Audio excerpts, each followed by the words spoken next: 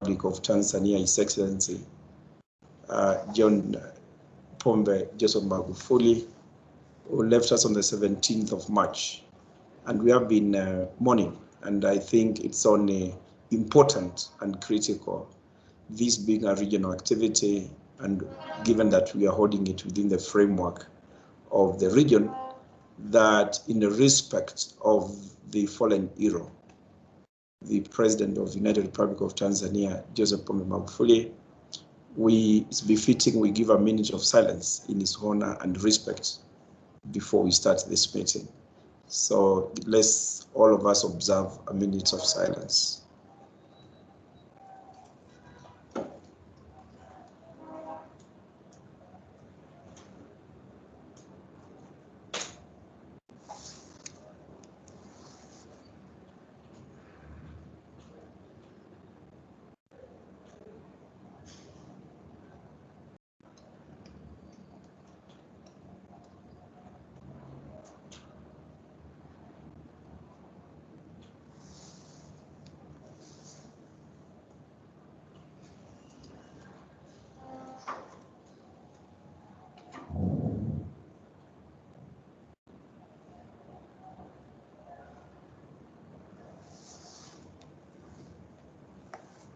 Thank you. Thank you. Thank you. May the soul of our fallen hero, John Joseph Pombe Magufuli, rest in eternal peace and in total peace, because his wish would have been a progressive East Africa, a progressive region, partner states of the East African community, and assured that the community is indeed in perfect hands of leaders who are in the community, and the same, actually, you know, same situation. Appreciate and congratulate the fact that United Republic of Tanzania, they have a president, and that is Suluhu Hassan. We want to call this meeting again to take this time to congratulate Suluhu Hassan as the President of the United Republic of Tanzania. She's a member of now, perfect member of the summit of the EAC, and we are very confident in our hands and in the hands of all the members of the summit that now the community is in very safe hands. So this meeting sends our greetings of love and congratulate Our Excellency Suluhu Hassan, that is the President of the United Republic of Tanzania. So that being the case, participants, dear participants, I want to welcome you again to this sensitization meeting that is organized again by the East African Business Council and the partnership with the Trademark East Africa. And right from the outset, want to thank Trademark East Africa through their program called the PPD, that is Public-Private Sector Dialogue, which has enabled us to interrogate a number of issues that are very important for business in the region, and particularly moving towards, trade facilitation, making ease of doing business even better in the region. And we want to assure our partners, Trademark East Africa, business community, and indeed the East African community, as a fraternity, we appreciate you and the role you've been playing to promote the region and promote business in the region. And therefore, we are happy and tell you that we continue. We look forward to our partnership, even in our next role, given that you've been able, through different approaches, been able to support a number of activities in the region. And the reason why we are holding this particular workshop today, and the reason why we picked on the EAC agreement for avoidance of double taxation and the prevention of fiscal evasion with respect to taxes and income, is because you all know that one of the critical pillars, actually the first pillar of the regional integration, is the customs union. And customs union would largely focus on the on duties for goods that are coming into the community, coming from out. And therefore that there's been that agreement, and that framework is done through what we call the CET, the Common External Tariff. And given that the Common External Tariff, again, is something that has been agreed upon within the framework of the EAC, and we all are the partner states of the EAC in agreement, then of course there was an element of the taxes that were left out of this. And these are taxations and duties that are very national in nature, that the different partner states and nations within the EAC have full control on. And this is taxes like the VAT, and domestic taxes. And therefore, once that responsibility of determining domestic taxes and VAT and so forth is left in the hands of the partner states, of course, that means that each partner state has an obligation, as a duty, as a right to set, their domestic taxes in line with, of course, again, with their national demands and realities. And that is why what that has brought in a bit of, disparities. And again, there's no uniformity in terms of how these taxes are applied or set. And therefore, you find different domestic taxes at different partner states of the EAC are different. And what this means is that if these domestic taxes are higher in one partner state compared to the other, then the cost is likely to affect the cost of doing business in terms of pricing and other things. And therefore, that sets a climate of a region that is not harmonized in terms of competitiveness. And therefore, that becomes a situation where now partner states starts competing because of the issues of pricing. You find goods in one partner states are more expensive or costlier than others, simply because of how these domestic taxes are set. And that's why we are here as the East African Business Council, as the private sector, as the East African community, agreeing to say, let us create some awareness to not only consumers, producers, but also to policymakers to understand the benefits of having very harmonized approach to even double taxation, and how we should actually ensure that we agree into the framework of the EAC agreement for avoidance of double taxation and the prevention of fiscal evasion with respect to taxes and income. And that's why we are at this meeting. I'm happy that my colleagues who are experts in this area are with us in this session. We have Adrian Zhao, who is actually in charge of this. I'm sure it must be represented by Geoffrey Kamanzi and Lamek Wesonga again, who are policy experts within the Business Council, and they'll be able to do a presentation in a manner that is, understood by everyone, because this is important. So this is basically a workshop. This is a sensitization workshop, and that it comes at a time again when it is very critical, because we are faced by a pandemic. Or we all know it has affected again all of us differently as partner states, but obviously it is affected businesses and the health of people.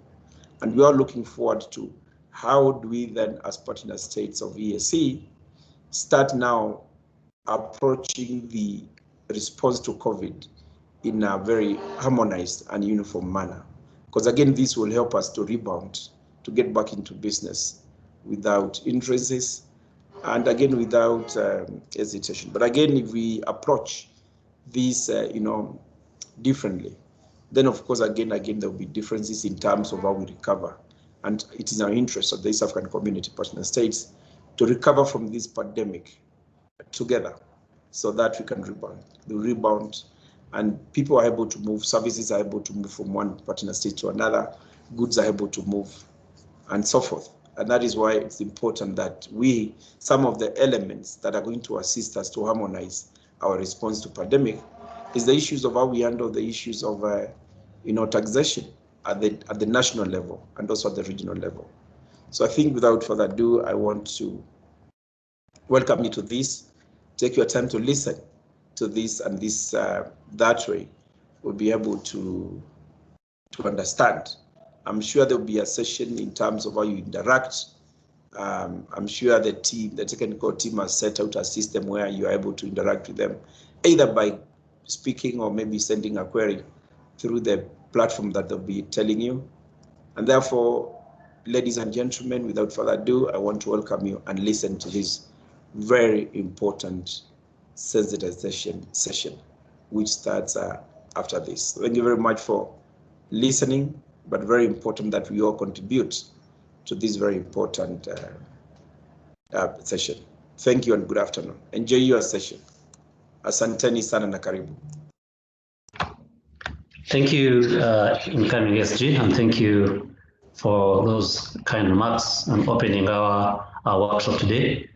I appeal to participants today to take advantage of our social media networks. Please interact with us on at our Twitter handle is EABC Jumuiya. It's at EABC Jumuiya. You can tweet us at EABC Jumuiya, and please we'll take on your tweets. Of course, maybe the ground rules as we start the business of today. Please mute your microphone when you are not speaking. Switch off your video when you're not speaking so that we can have good network coverage and good network. Of course, let's contribute to the meeting goals. Let's not delve away from why we are meeting today, and that's, of course, the objective of the meeting, of the workshop, sorry. The all contributions should definitely have a regional perspective. Let's not talk so much about our national or personal issues. Let's focus straight on the topic. And please use the chat room. Use the chat room icon down on your right below. Raise your hand whenever you want to ask a question or contribute during its set session. And we want to tell you that our meeting is recorded, and it's for reporting purposes and for archives and nothing else. Thank you very much. So next on the agenda, we have a presentation. I think Mr. Alan Ngugi is not available. Maybe when he comes on board, we'll definitely give him a chance to speak as a partner representing Trademark East Africa. But let's have a presentation to discuss the current status, specific benefits from the EAC avoidance of double taxation agreement for SC businesses and citizens, as well as governments. And also we'll look at the cost to EAC businesses if this agreement is not into force. This will be done by our colleague, Mr. Lamek Wesonga. Please, Mr. Lamek, you can take the floor and make a presentation in 30 minutes. Thank you very much. Lamek, over to you.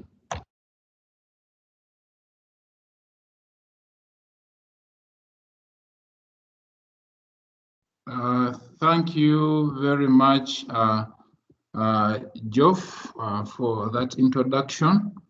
I'm shortly projecting the presentation.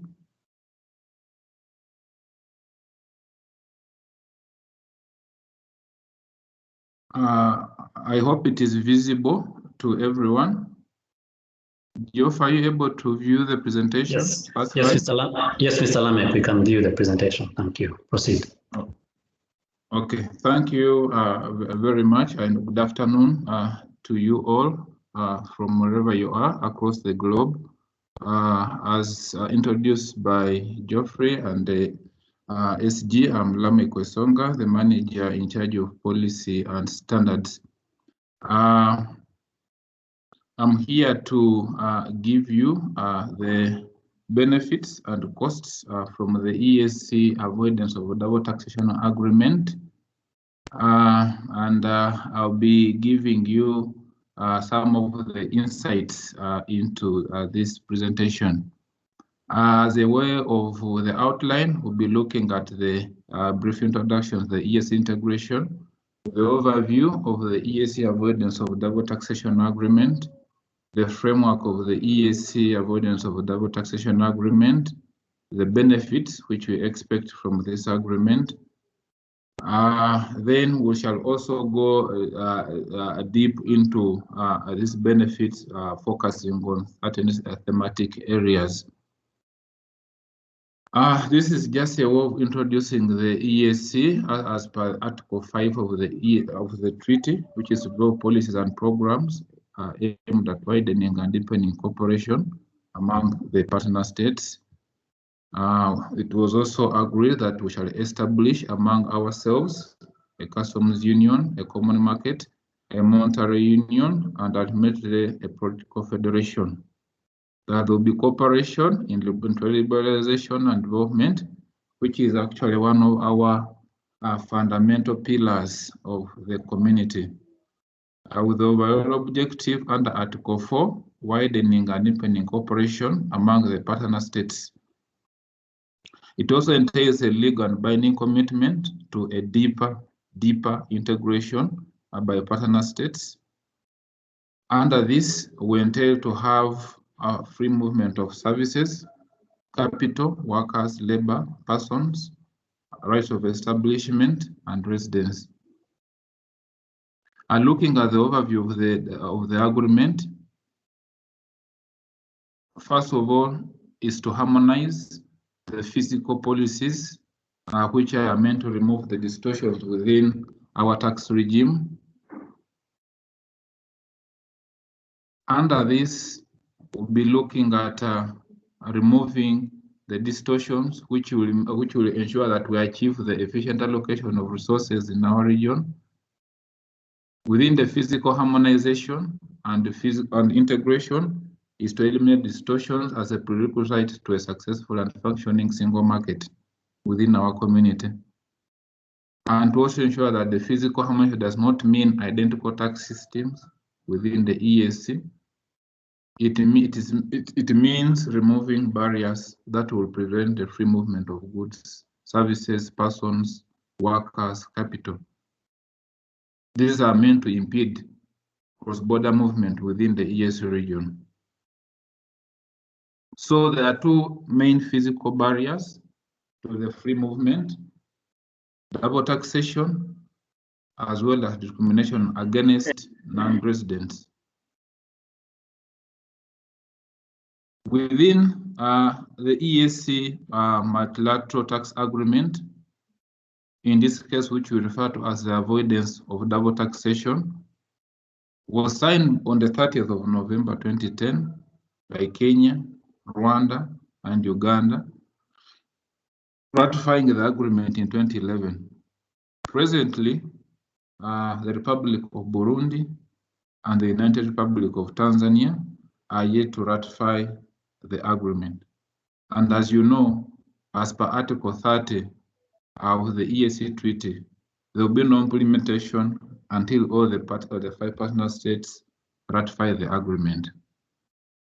So what are some of these objectives of the agreement? One, we are looking at allocating the tax rights among the partner states, either based on the UN model, and to a lesser extent, the OECD model.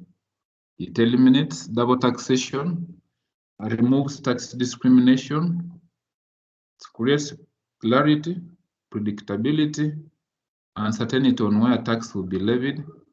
It also combats tax avoidance and evasion. The regional approach promotes efficiency and strength of a larger economic bloc.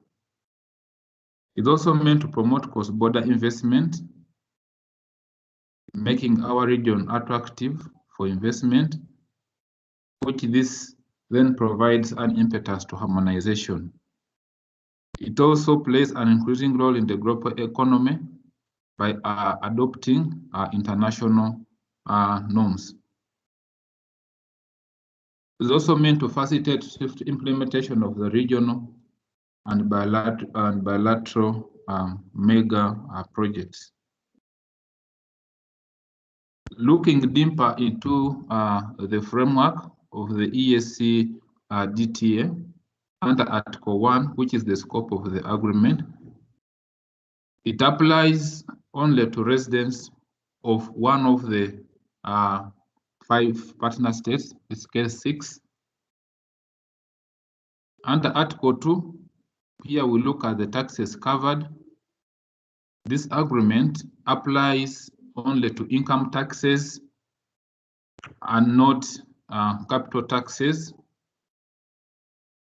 The agreement requires the contracting states to notify each other of any substantial changes which have been made in their respective taxes. Like, for example, if there is any change within the tax law of Kenya, then Kenya, Republic of Kenya has to notify the other there's something which has changed within our tax regime.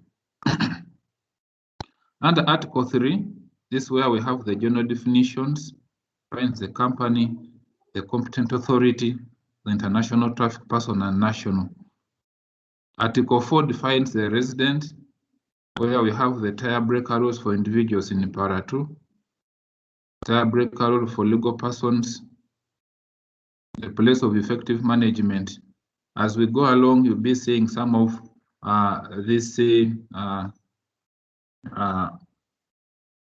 the short forms of some of these legal terms. Place of effective management, POEM, no limitation of benefits article, LOB. We will be seeing them as we go along. Under Article 5, we have the permanent establishment. You will see PE featuring in our subsequent slides. Under this, we have business activities taxed in the resident state unless the activities rise to the level of the permanent establishment. We have the exemption from source taxation for income derived from temporary or the preliminary business activities, which is meant to reduce on the compliance burden. We also have the taxation in the source state if there is the permanent establishment, meaning a physical presence test and profits attributable to the PE. So PE is the other permanent establishment which I referred to earlier. Under the PE, it also includes a deemed service, PE, in Para 3B of the article. So here we look at the purpose of the permanent establishment. I hope you keep on recalling the PEs and the POEMs and so on. So the purpose of the PE rule, and I request that the stakeholders are free to ask questions where you need clarification. We have a technical team in the background which can always respond to some of your queries.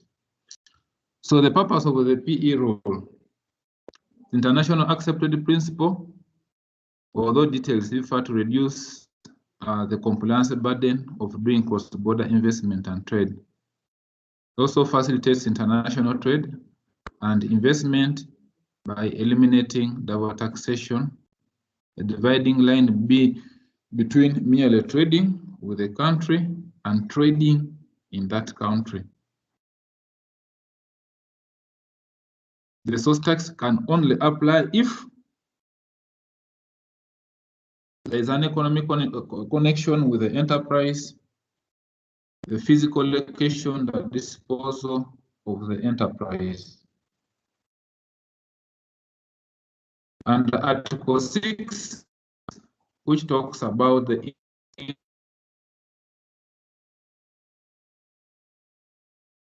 income from the immovable property. Here we'll be looking of the agreement talking about the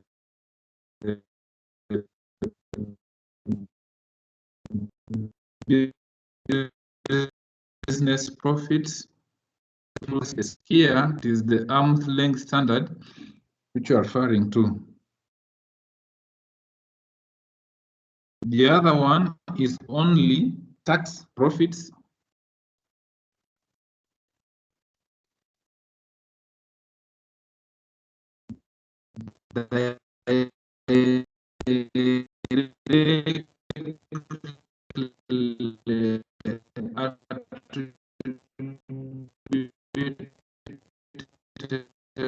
To the P for the Article 8 of this agreement, referring to shipping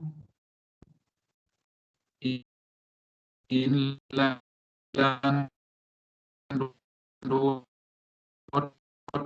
waterways, railway,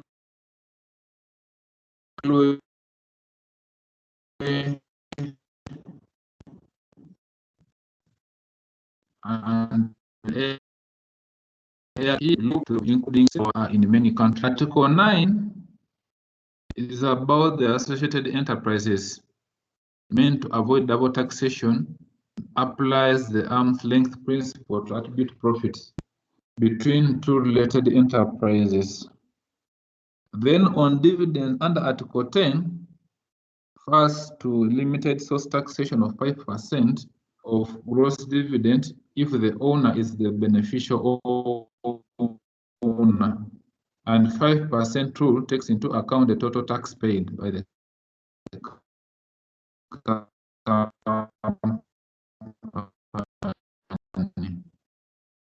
which of course on dividend. Then under Article 11, in reference to interest, which is referring to the limited source taxation of 10% on interest if the owner is the beneficial owner. And then Article 12 on royalties, referring to limited source taxation of 10% of the beneficial owner. Then under this, we also have the management of professional fees, which is one,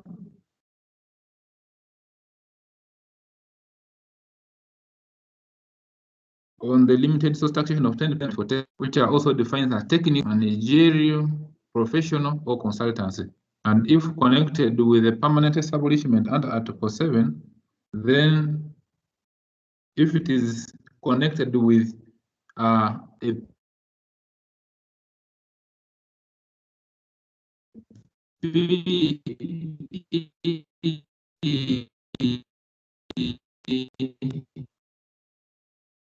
then article prevails and the group will refer to under the capital gains.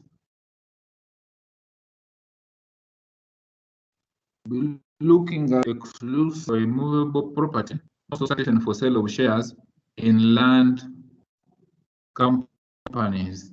Under Article 15, we'll be referring to the independent personal service, taxable only in a state of the taxpayer as a fixed base in the source state, and two, deemed the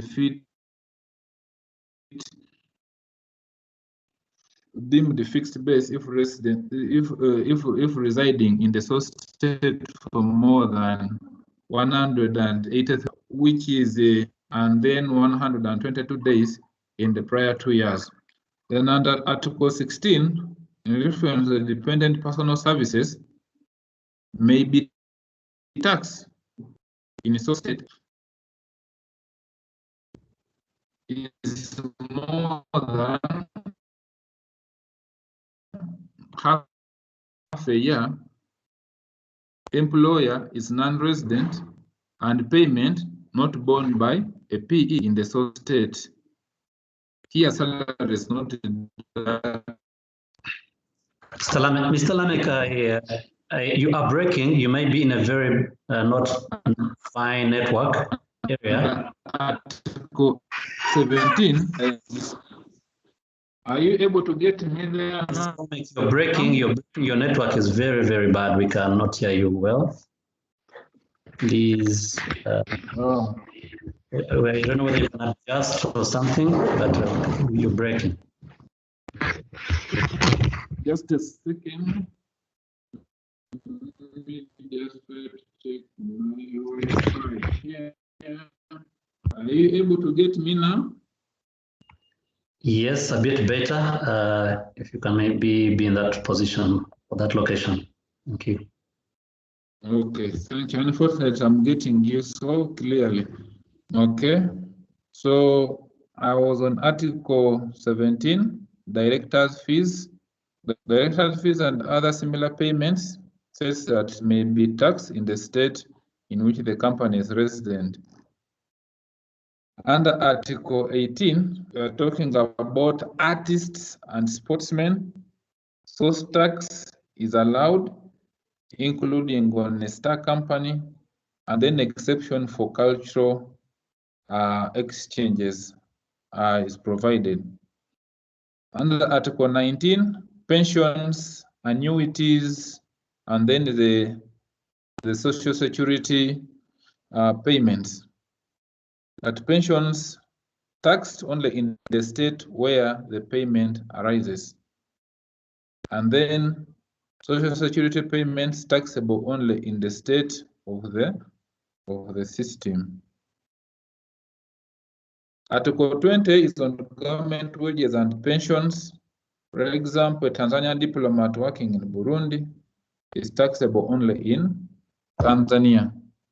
However, local employees taxed in Burundi. Under Article 21, where we have the teachers and the professors, it provides for the exemption for source taxation if the length of stay is 2 years or less to facilitate cultural relations and encourage exchange of academics, and must be subject to tax in the resident state. Research for public interest exempt from tax.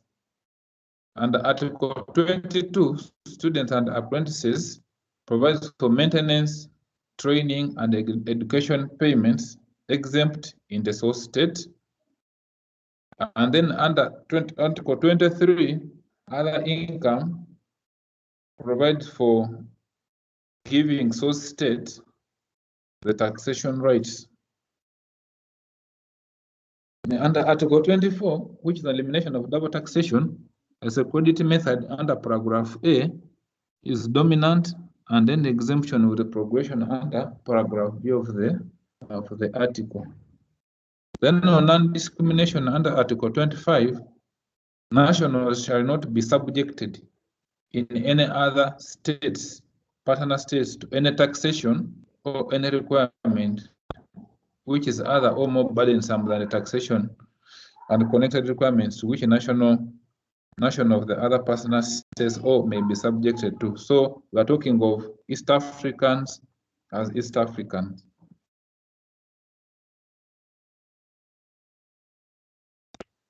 And the taxation of a PE which an enterprise of a state has in any of the partner states shall not be less favorable than taxation levied on enterprise of the other states carrying on the same activities. So it will be 26, sorry, on the mutual recognition procedures map. You will see map as we go along with the presentation. Rules to settle disputes between taxpayers and governments is what this article emphasizes. Under Article 27, on exchange of information, provide for a reciprocal agreement to exchange information to avoid double taxation and non-taxation. Article 28, assistance in the collection of taxes, provides for the helping a partner state collecting taxes in the other partner state. On the diplomatic agents and consuls, this one will not be affected so much. The privileges and the of the diplomats with the consular officers, these ones will not be tampered. They are not tampered with. And Article 30, the entry into force. The contracting states shall notify each other of the completion of the procedures as per how their law stipulates for this agreement to enter into force. The agreement shall enter into force on the date of the last notifications.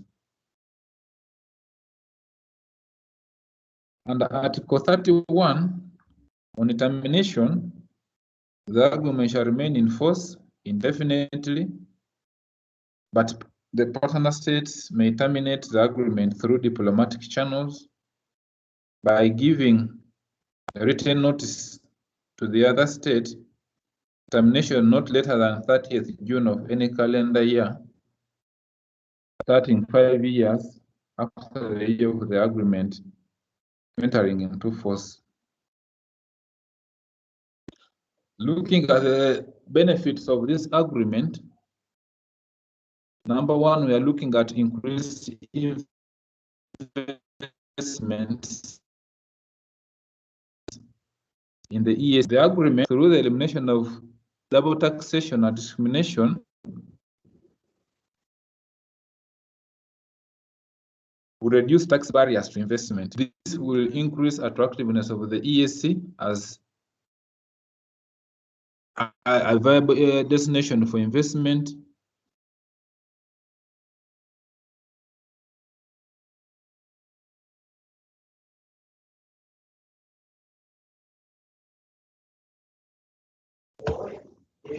Investors are more likely to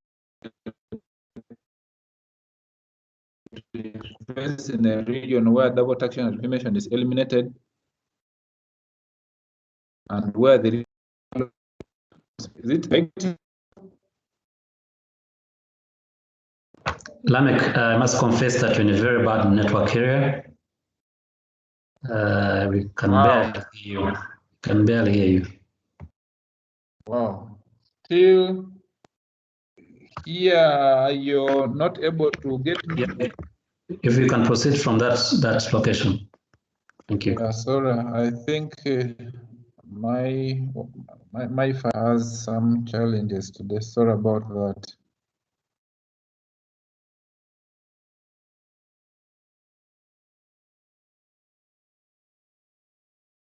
So we are also looking at projects as another benefit of having a disagreement.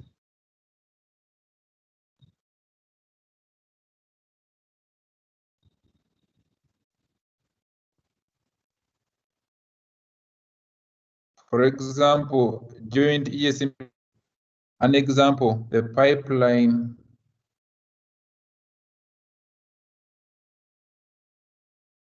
between Tanzania and Uganda, which is and associated with increased investments. One, strategy of the EAC. Inbound investments bring into the technical know-how, generates business for local firms, creates employment, increases revenue and taxes due to, of course, increased economic activity. Initial investments will often lead to other investments.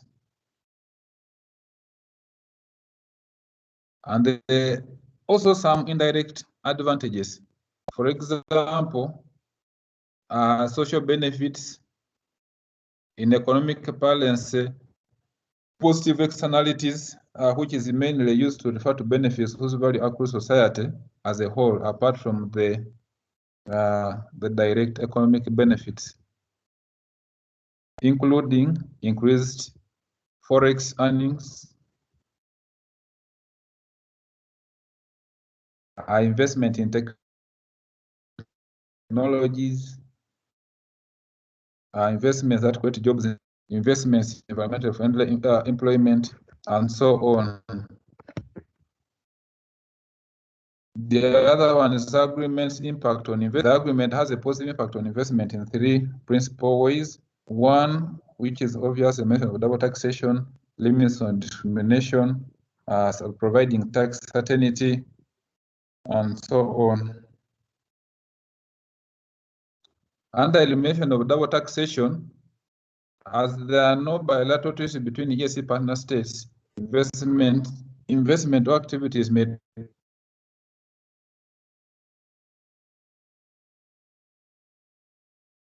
trigger tax liability in more than one partner, so which will be discussed below. Distorts the free movement of goods, people, and capital, creates a comparative disadvantage of investment per partner states within the region, which, as you know, is contrary to the EAC to eliminate distortions. Methods to relieve double taxation. Tax credit or exemption method under Article 24 of the agreement. Allocation of exclusive taxing rights to the resident or source state. Tire breaker rules to determine residency, and so on. Under Article 24, subsection 1, tax credit, the dominant way the treaty leaves double taxation requirement that resident state provide a tax credit for taxes paid in the source state up to the amount that would have been paid in the resident state. I'll go to subsection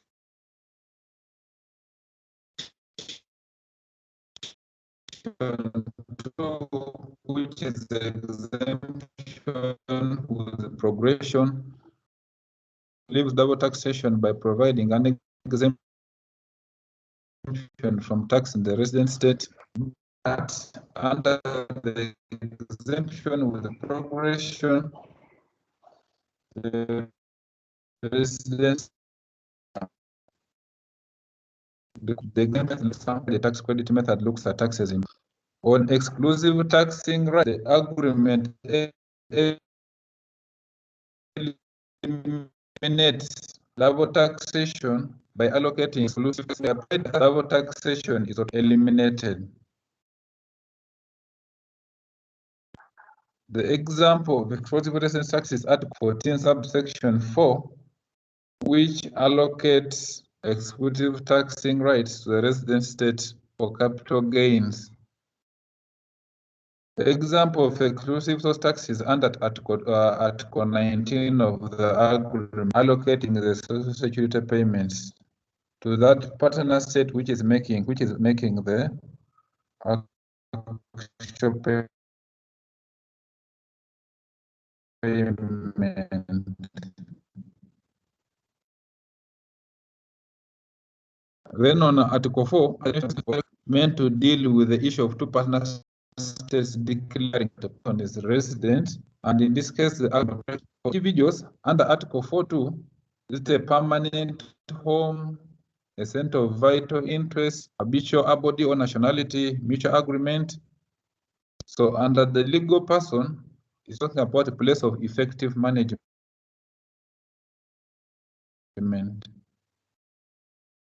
And then the other is sourced in more than one partner state. So under this, we look at the domestic laws. Two or more partner states could claim that a type of income is sourced in their country. A common example of overlapping social taxation is the tax treatment of an independent contract working in another partner state. And one state could claim taxing rights because the work is the work is being performed in that particular partner state. And Article 15 of the agreement resolves this by providing the resident state with the taxing rights unless the worker has a fixed base in the other partner state where he came from. Then under the same income in different hands, which is most commonly happens in the context of related parties doing business in more than one partner state, and both claim taxing rights over all the profits.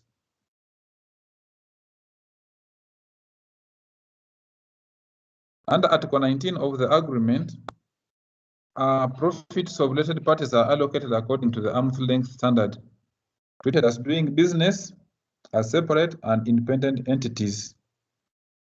On limits on taxation, on tax discrimination, cross-border investment is discouraged if a non-resident investor is subject to a higher tax burden than a resident when you are trying to discriminate.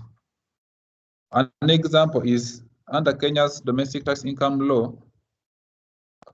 royalty income is subject to a withholding tax of 5% if the royalty is paid to, but the rate jumps to 20% if paid to a non-resident.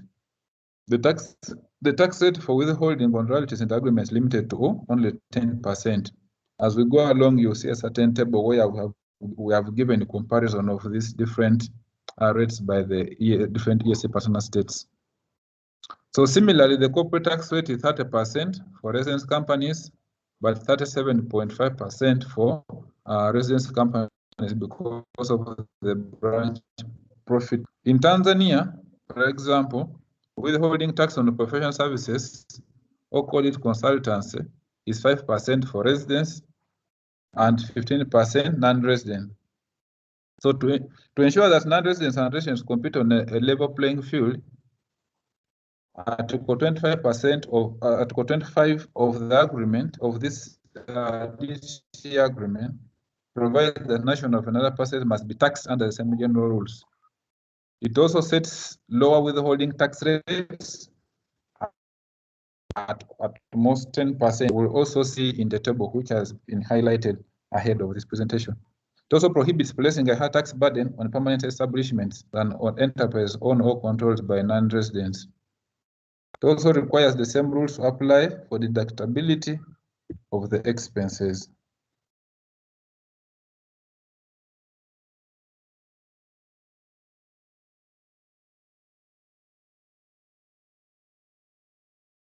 Why not explicitly address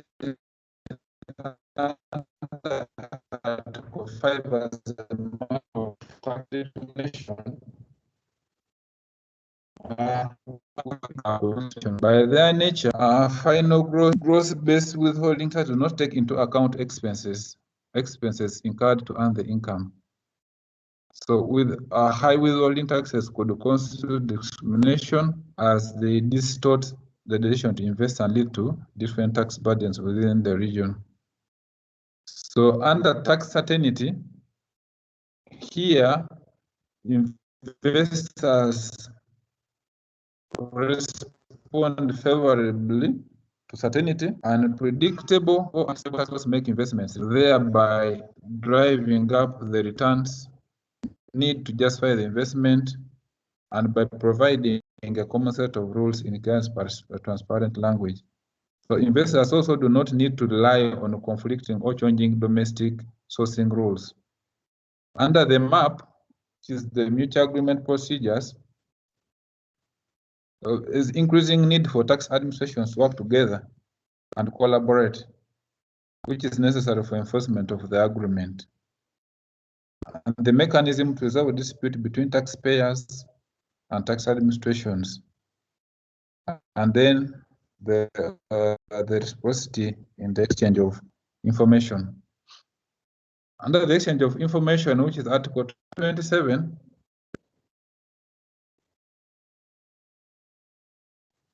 the body mandate to help your treaty partner. Your then information does not have to enforcement of the agreement, but any information that could be helpful. So different forms of exchange of information on request by treaty partner, automatic, usually in the context of a type of income, or spontaneous, not requested but thought to be helpful. The other areas and assistance in the collection of taxes under Article 28, where one partner state can request another partner state to help it collect taxes on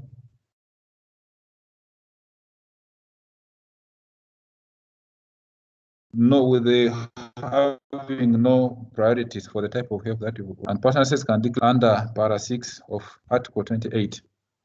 Then under beneficial ownership requirement, dividends, interest, and royalties, Article 12 or 10 to 12, only receive lower withholding rates of 5, 10, and 10 if the recipient of the income is the beneficial owner. And then, but the essence is that the beneficial owner is the true owner. It's the true owner. The economic but are not legal sense. So this is a table on promoting the physical harmonization. We have a goal and what the agreement entails. So one is eliminate distortions that undermine the EAC treaty commitment, and the agreement leaves double taxation and discrimination and providing certainty, which eliminates distortions. Facilitate cross-border trade and investment, promote sustainable growth and a fair distribution of resources. The agreement promotes cross-border trade and investment through relief of double taxation and also discrimination. Then on the avoidance of harmful tax competition, the agreement entirely is consistent with the draft code of conduct under harmful tax competition. Then under enhancing tax compliance and enforcement, the agreement provisions of exchange of information, the maps and collection of taxes which fulfill this goal. Ensuring a predictable and simple tax system to promote the region as an attractive investment destination. The agreement is focusing on harmonizing and integrating treaty policy within the EAC, underscoring the region's goal of a single powerful economic bloc. And also in providing impetus to other harmonization goals, the agreement is looking at ratification and implementation of agreement. So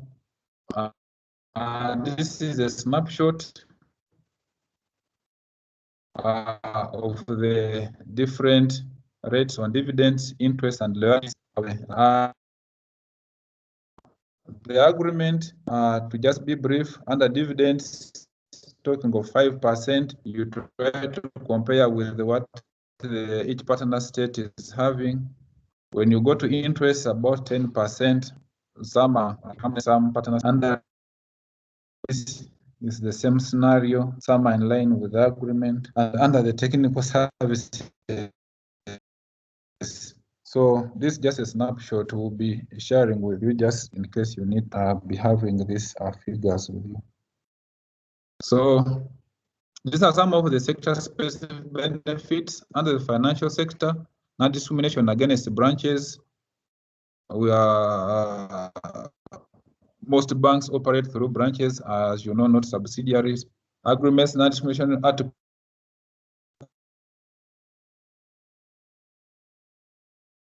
protects these firms in the financial sector. Then the exchange of information. Then source. Under taxation, under transport, trains are added to article on international transport.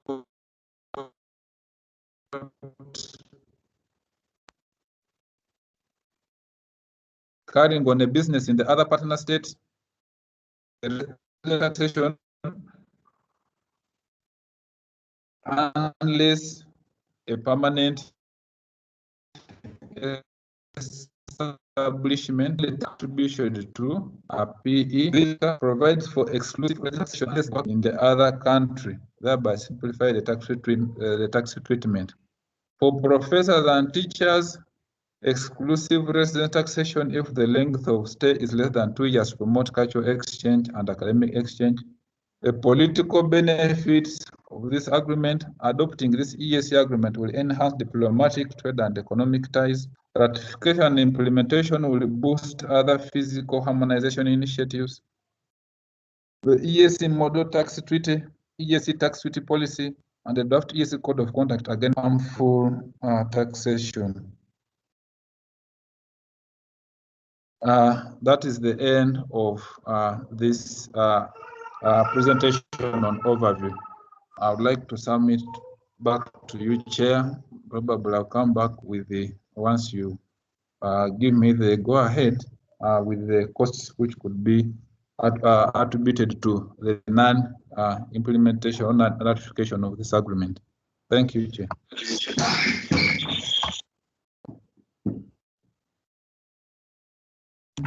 Thank you very much, Mr. Lamek. Sorry for the breakage of the network. And that was a very good presentation to show the benefits of having this agreement ratified by partner states that have not yet ratified it.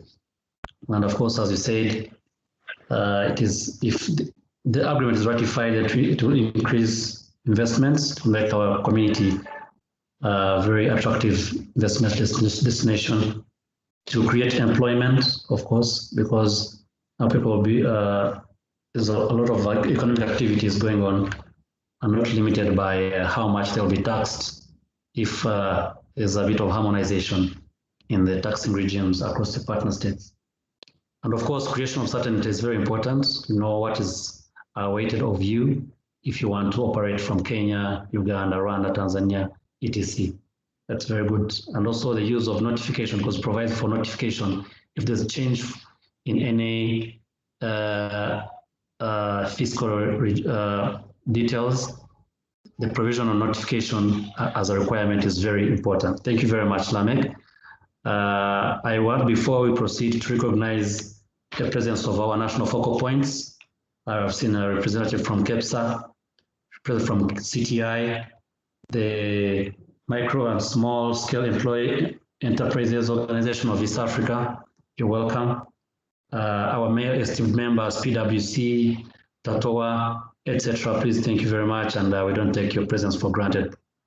I would request, if it does not make a problem, that we will react to this presentation, and then you subsequently provide during the next presentation. If there are any inputs, questions, clarifications, please, it's the time on this particular presentation. Then after that, Lamek, please, you can just go ahead and do your second presentation.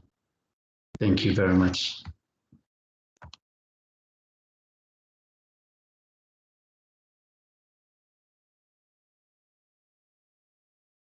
Are there comments or questions from the chat group?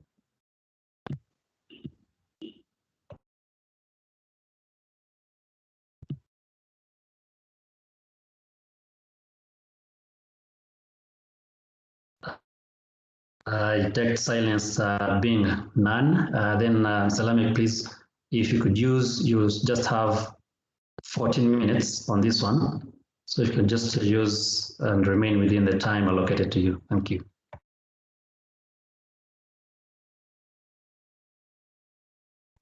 Thank you, Geoff. Are you able to view the presentation?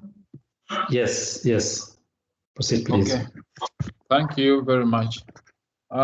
Once again, thank you very much. Allow me to proceed with the presentation. This one is basically on the costs of not implementing the agreement. And as per the outline, we'll be looking at the revenue cost, less investment, the domestic tax base erosion and profit shifting, stalling domestic tax harmonization. Failure to ratify, which is on the status. If we don't ratify, then the status quo stays. So we'll have delays in ratification and implementation, meaning that businesses, service suppliers, stock workers, and investors within the EAC region will continue to be hampered by the potential for double taxation, discrimination, and uncertainties related to taxes on income when they invest or work in another EAC partner state. This, as you know, increases the after-tax cost related to investment and activities, diminishes profits of businesses for further investment, and raises the cost of doing business. Of course, this lowers the compensation or rewards for workers. Failure to eliminate this double taxation also means that the EAC regional partners are less competitive than other regions. You know, we are entering into the tripartite agreements involving SADC, EAC, COMESA. There is also the African Continental Free Trade Area coming into play. So we're competitive. When you're less competitive, submerged with what is coming from outside than strengthening what we have as a region. It also sends a signal that the EAC region is not willing to act in concert to adopt international norms in governing taxing rights in cross-border trade. And this other one is to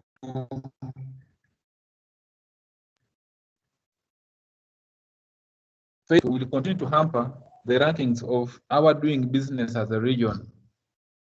Some have been faring quite well, some have not fared quite well. And one, we see an instrument which is meant to, or a legal regime which is meant to improve our ranking, then is something we need to embrace. We need to improve our doing business rankings. Under domestic-based erosion and profit shifting, the cooperative measure to tax avoidance and evasion through exchange of information, the maps, beneficial ownership rules, and help with the opportunity to update agreement through the multilateral instrument for a protocol to protect against stripping and Twitter abuse will also be lost. Under the MLI, which is the multilateral instrument, is the initiative included in the multilateral convention to prevent base erosion and profit sharing. The EAC, which is particularly vulnerable to base erosion and capital flight,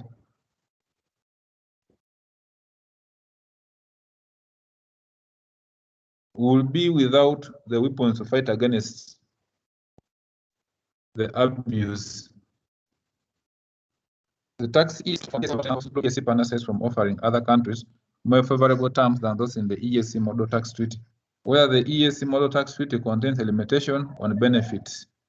The law clause designed to counter treaty shopping.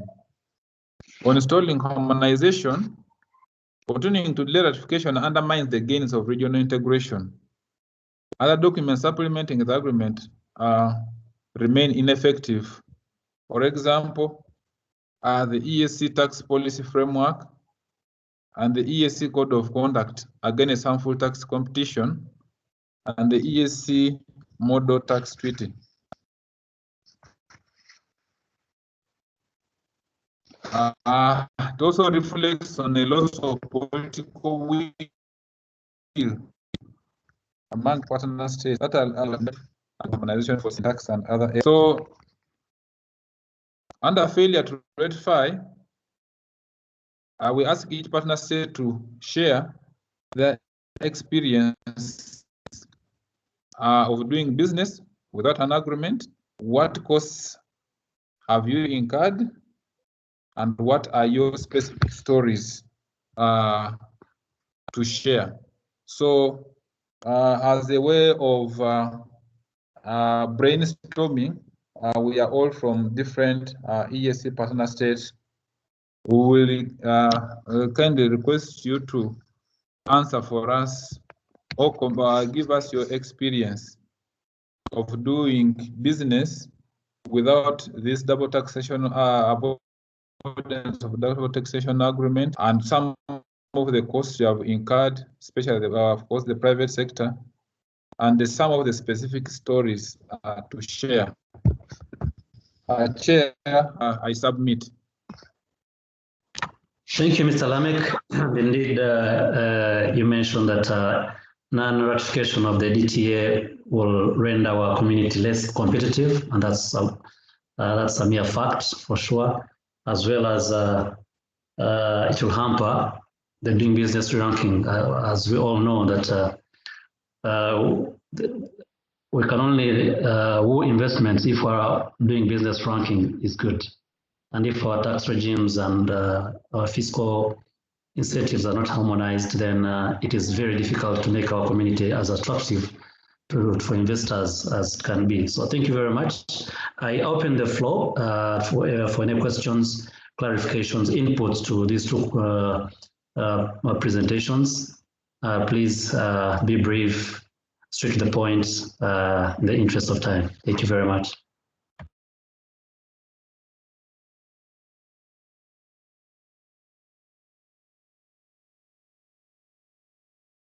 You may also raise your hand if you want to ask a question.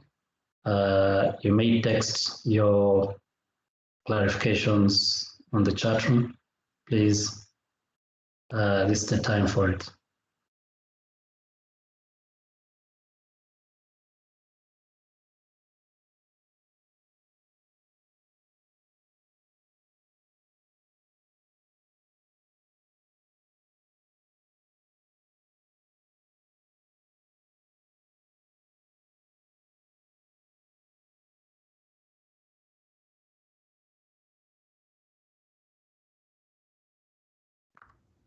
Maybe to close this session, I will. I know our national focal point is always on top of this at their national levels.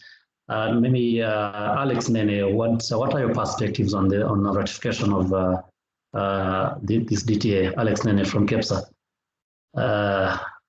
I'm sorry to put you on the spot, but as our national focal point that we do this together every day, please, what would be your perspectives?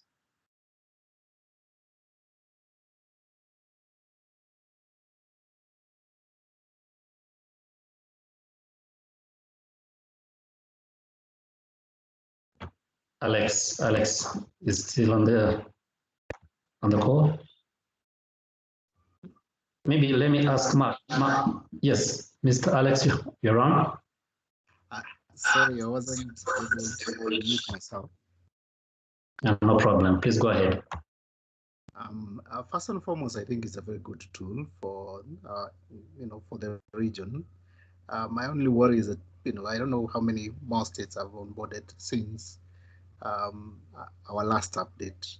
I don't know whether there's traction in other states to sort of ratify it, and once it comes to force, how does it, for instance, impede or even make our work easier when we're going to the regional Africa Continental Free Trade Area Agreement. I don't know whether that one completely came out. I know there's a section of the time when I didn't follow through well because of the connectivity issue that I had.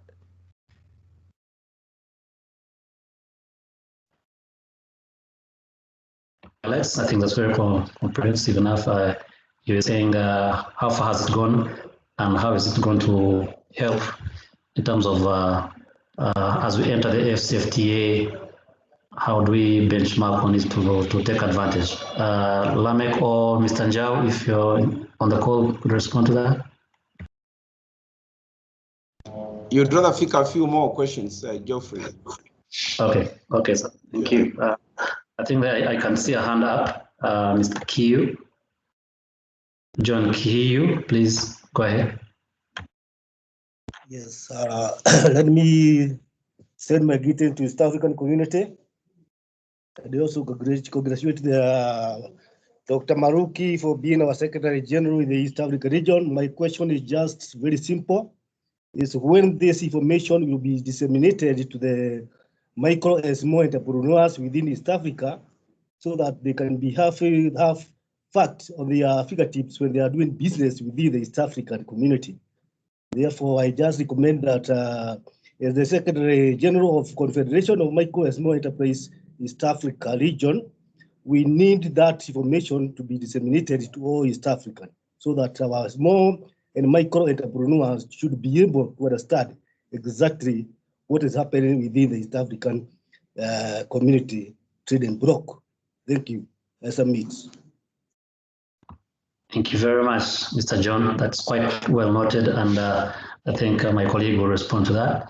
Of course, there's a framework on how we can share that information.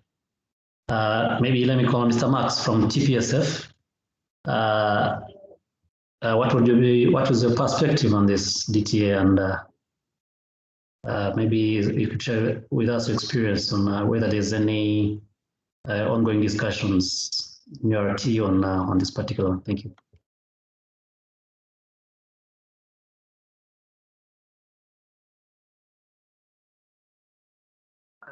I think there's a hand from Ali. You could come in before Mark. Yes. Oh, I can see a hand. Yes, Mr. Ali Daubai. Please go ahead with your question. Yeah, so basically had a couple of questions. The first one is, well, actually 3 questions. The first one is, this agreement is between five member states. And my understanding is the EAC is now bigger than 5 member states. So is there any proposals or any traction in making it covering all the member states? The second one is, from your perspective, do you know why Tanzania and Burundi have not ratified it? And thirdly, could that Article 30 not be changed that it is at least effective between the countries that have ratified it? So Kenya, Uganda, and Rwanda can actually use it while the other countries are still deciding whether to ratify it or not, rather than everybody being blocked from using it.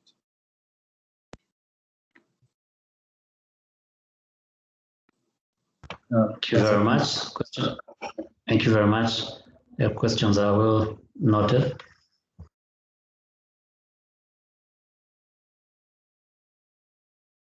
The representative from CTI, the Confederation of Tanzanian Industries. Do you have any perspectives or questions? Something?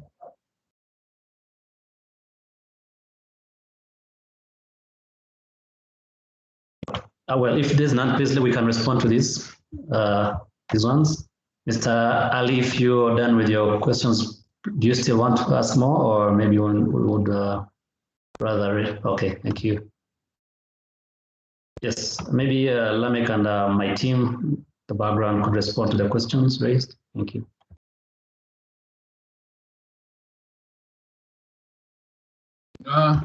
Thank you very much, Geoff. The first question was on competitiveness. Yes, we had presented that the agreement, if not ratified, makes EAC less competitive compared to other regional blocks, or called them RECs.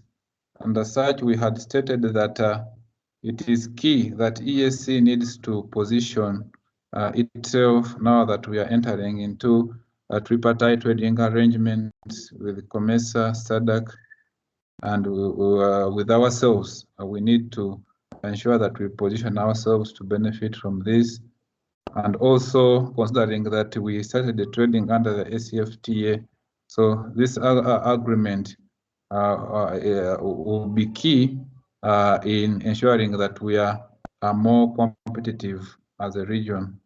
Then the chairman, Sir John Kihio, talked of the SMEs. Yes, we'll ensure that SMEs have this information, because actually the SMEs are the ones which in the shorter term or longer term will grow to ensure that they benefit from this agreement. Then Mr. Ali Daoud Bai, he said, is it between 5 partner states? Or I think the time when they first signed at South Sudan had not yet acceded to the community. So they should be 6 EAC partner states. And tomorrow, if we got DRC or Somalia and Ethiopia, they will still, as the EAC treaty mandates, you're supposed to, you're obliged to move within the existing frameworks which the older parties or older had entered amongst themselves. The other question you asked about, do you know why Burundi and Tanzania have not yet ratified? I think I will partly answer this question. Probably if my colleague Mr. Njau is on, can supplement. But I think from my understanding is sometimes there are some fears on the revenue implications such kind of agreement. So partner states usually want more time to consult the stakeholders, look at how their revenue for them to be to join the agreement. But Mr. Njau, who is a very good expert in this, will supplement. The same with the Article 20, whether it can be used while other countries, or whether it can be applied while other countries are still within the processes. Of course, this is against the EAC treaty. You either ratify as a whole, or the agreement will stay until all the parties to the EAC integration have ratified. I think that is within our current legal framework. Thank you, and probably other experts can join in. Mr. Njai, if you're online, you can supplement. Thank you.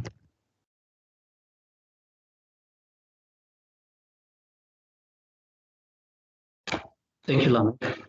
While we wait for Mr. Njau, if he hasn't yet joined the call, I will call on Mr. Johnson from PricewaterhouseCoopers, Tanzania. I know you've done a lot of work as regards to the tax work across the region, and also maybe doing a thorough analysis even across the region.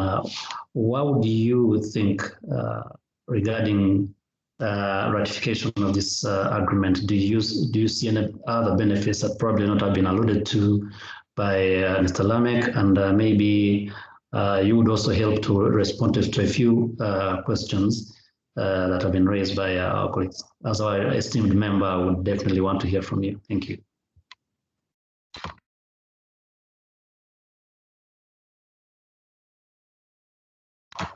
Mr. Johnson from PwC, please. Sorry, do you mind repeating the question? Sorry. I didn't get it. Thank you. So I was saying, I know you've done a lot of work as regards to the tax regimes according to across the EAC partner states, doing even a bit of analysis and looking at how they are applied or implemented across the region. What we wanted to hear your perspectives on this avoidance of double taxation agreements.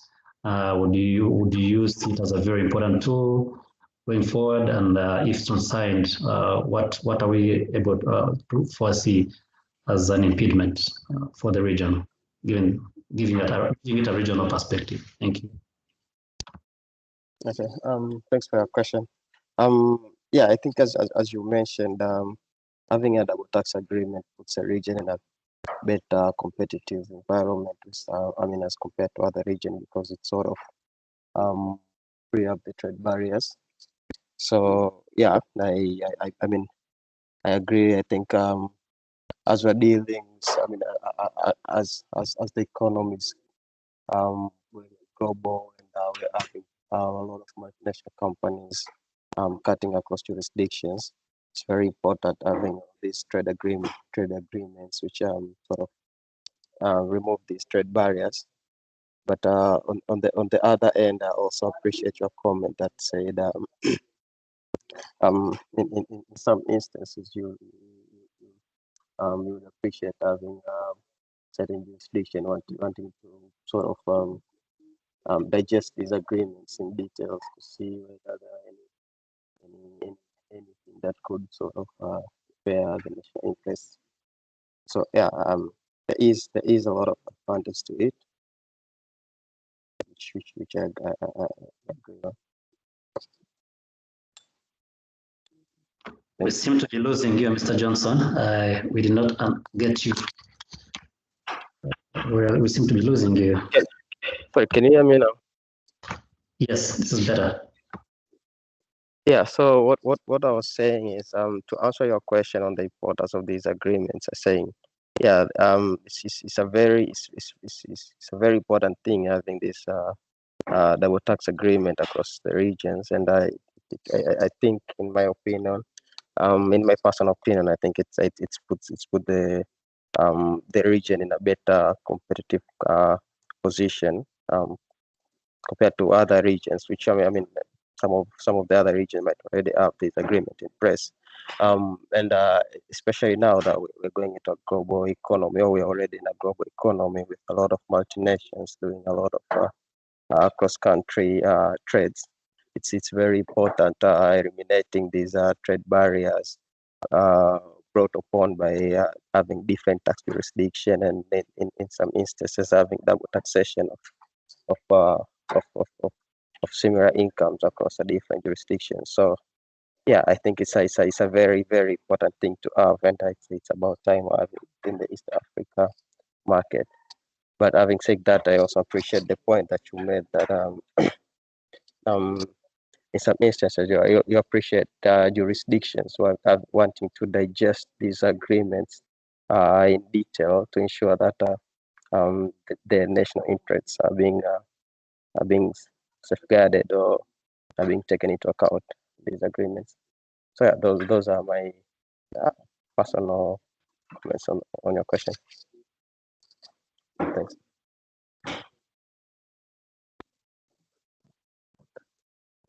Hello. Yeah, thank you, Johnson. Thank you, Johnson, for your perspectives. It's important that to remove the barriers. Harmonization will remove the barriers, also attract investment, but also the fact that it gives leeway for introspective analysis of the why we should be part of it, and it's important. And this sensitization workshop is to bring out those and remove the fears, such that the partner states can really come on board.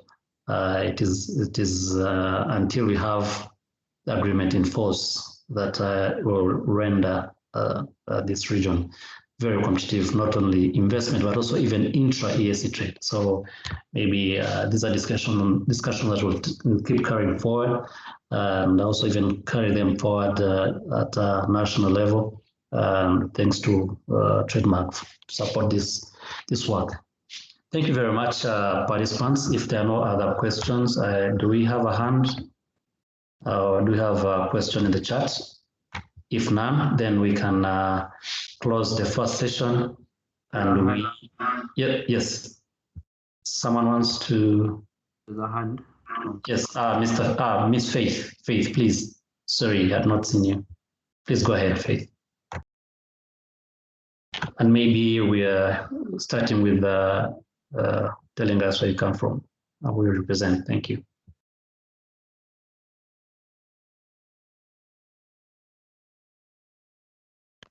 Faith, we're waiting for you. Faith, was that deliberate, or maybe it was accidental that your hand is up? If it's not, then you can unmute yourself.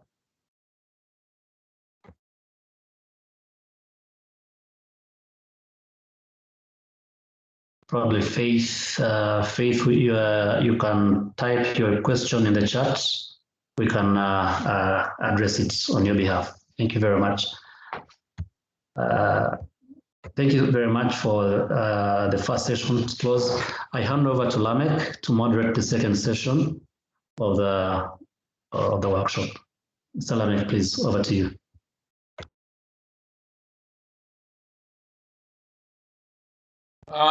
Thank you very much, Geoffrey, for the excellent moderation of our first session. We are now into our second session, and the second session is focused on discussing the arguments for non-ratification of the agreement, their response, and an action plan and implement the avoidance of the double taxation agreement. The first presentation will be on the main arguments on objections to the avoidance of double taxation agreement and the responses, and then the strategy for implementation of the agreement. The second part of the presentation will be on towards a regional avoidance of double taxation agreement for the EAC. and the proposed way forward as proposed in the EABC policy brief for the ratification of the avoidance of double taxation agreements. These two presentations will be made by none other than our previous moderator, Mr. Geoffrey Kamanzi, who is the manager for policy trading services at the South African Business Council Secretariat. You're welcome, Mr. Kamanzi. Thank you, Lamek. I need to maybe understand whether you can view my presentation. Yes, we can view. Just try to make it a little bit bigger, but we can view. Okay. Thank you.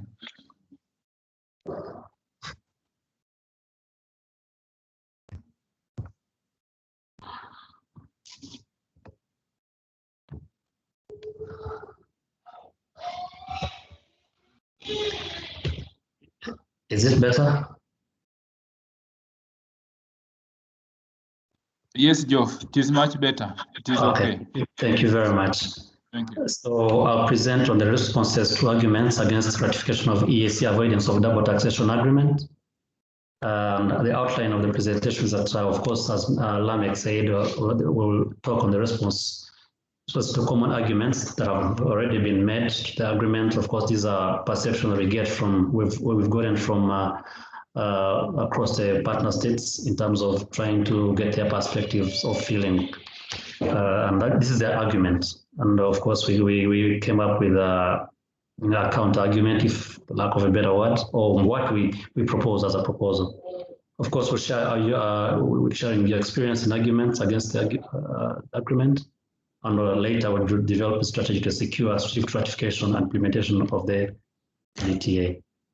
The first argument is that given the low level of current trade and investment within the EAC, members think the agreement is not needed and will be costly to implement. And having analyzed this argument, and in terms of getting the benefit from this agreement, is that we think the agreement, by relieving double taxation and discrimination, should lead to more intra-regional trade and investment. And this is something I've been alluding to in my previous presentation. Of course, if the agreement is in force, and I think if you can reflect on the table that Lamek presented in terms of showing how the rates in terms of dividends, shares, etc., and also in terms of the rates, you can imagine if VAT is 18 here, and withholding is 22 here, or 19 here, and yeah, it's 10 here. You can imagine in terms of trying to get the community as attractive as to trade in, how it can be, how rigorous can be. So we think it is not costly because, first of all, it's already in place. So even developing it is there's no cost to that. So we think that may not be so much valid. So delay to ratify or implement will ensure that interregional trade and investment will continue to lag, and that is something that has been alluded to by my previous presenter. Delay will also continue to hamper free movement of goods, services, service suppliers, workers, capital, and persons, and of course, definitely the rights of establishment and residence. You can imagine if a person to settle in South Sudan and he's a Rwandese or he's a Kenyan, that requires him to pay an amount way higher than a Kenyan would pay in South Sudan.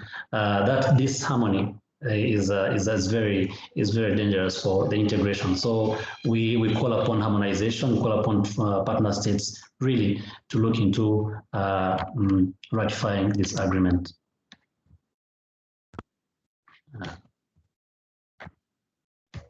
Also another argument, of course, this is a system. In addition, of course, the costs of ratification and implementation are minimal since the agreement has already been developed, and also the framework that the the CEO was mentioning, the framework on tax policy, EAC tax policy has already been developed, which gives direction to implementing this agreement. So there's nothing to oppose to it, given that it is existent. Also, work to adopt the multilateral instruments or protocol to incorporate additional tax base protection measures to curb tax avoidance and evasion will also be minimal, as a framework for these updates already exists. That's what I was talking about. The framework exists, and also the way we align ourselves to the third parties or multilateral instruments. They already exist, so this shouldn't be a problem. So there's no much cost to it. So another agreement, implementing this agreement will result in less revenue collected from passive income and from business income that does not rise to the level of permanent residence. So, of course, we understand that there are a bit of fears and uncertainties on how revenue will continue to flow if the agreement is enforced, and there's a lot of harmonization across the board. But of course, we think that our response is that high rates of withholding tax may deter investments or may result in a higher tax costs being passed down to the consumers through higher interest rates. Of course, we have partner states where these withholding tax quite high. I think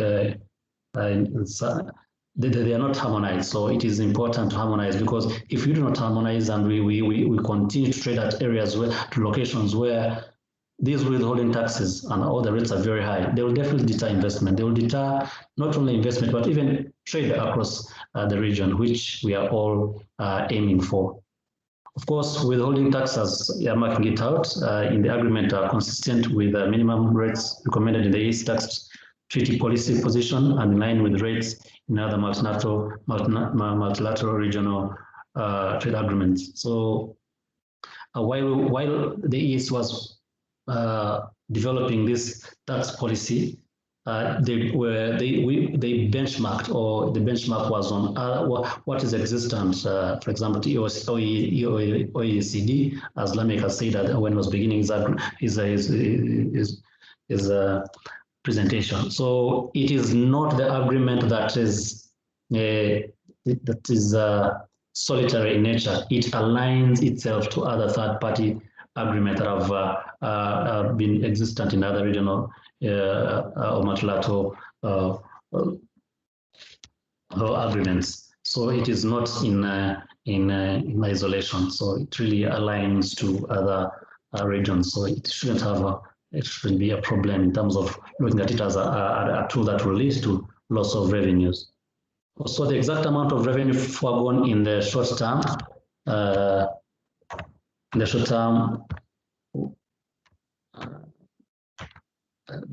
by an individual partner state will depend on investment and trade flows within the EAC region. Of course, the exact amount of, as I say, revenue foregone in the short term by an individual partner state will depend on investment and trade flows within the EAC region. So the EAC region should be complementarity between the partner states. If you lose revenue, but you can be able to attract investments in your partner state, in your particular country, then that can actually offset the revenue that you would forego. Though we think there's really not much of revenue that will be lost. In addition, businesses that do not arise to the level of permanent establishment are likely to be highly mobile businesses.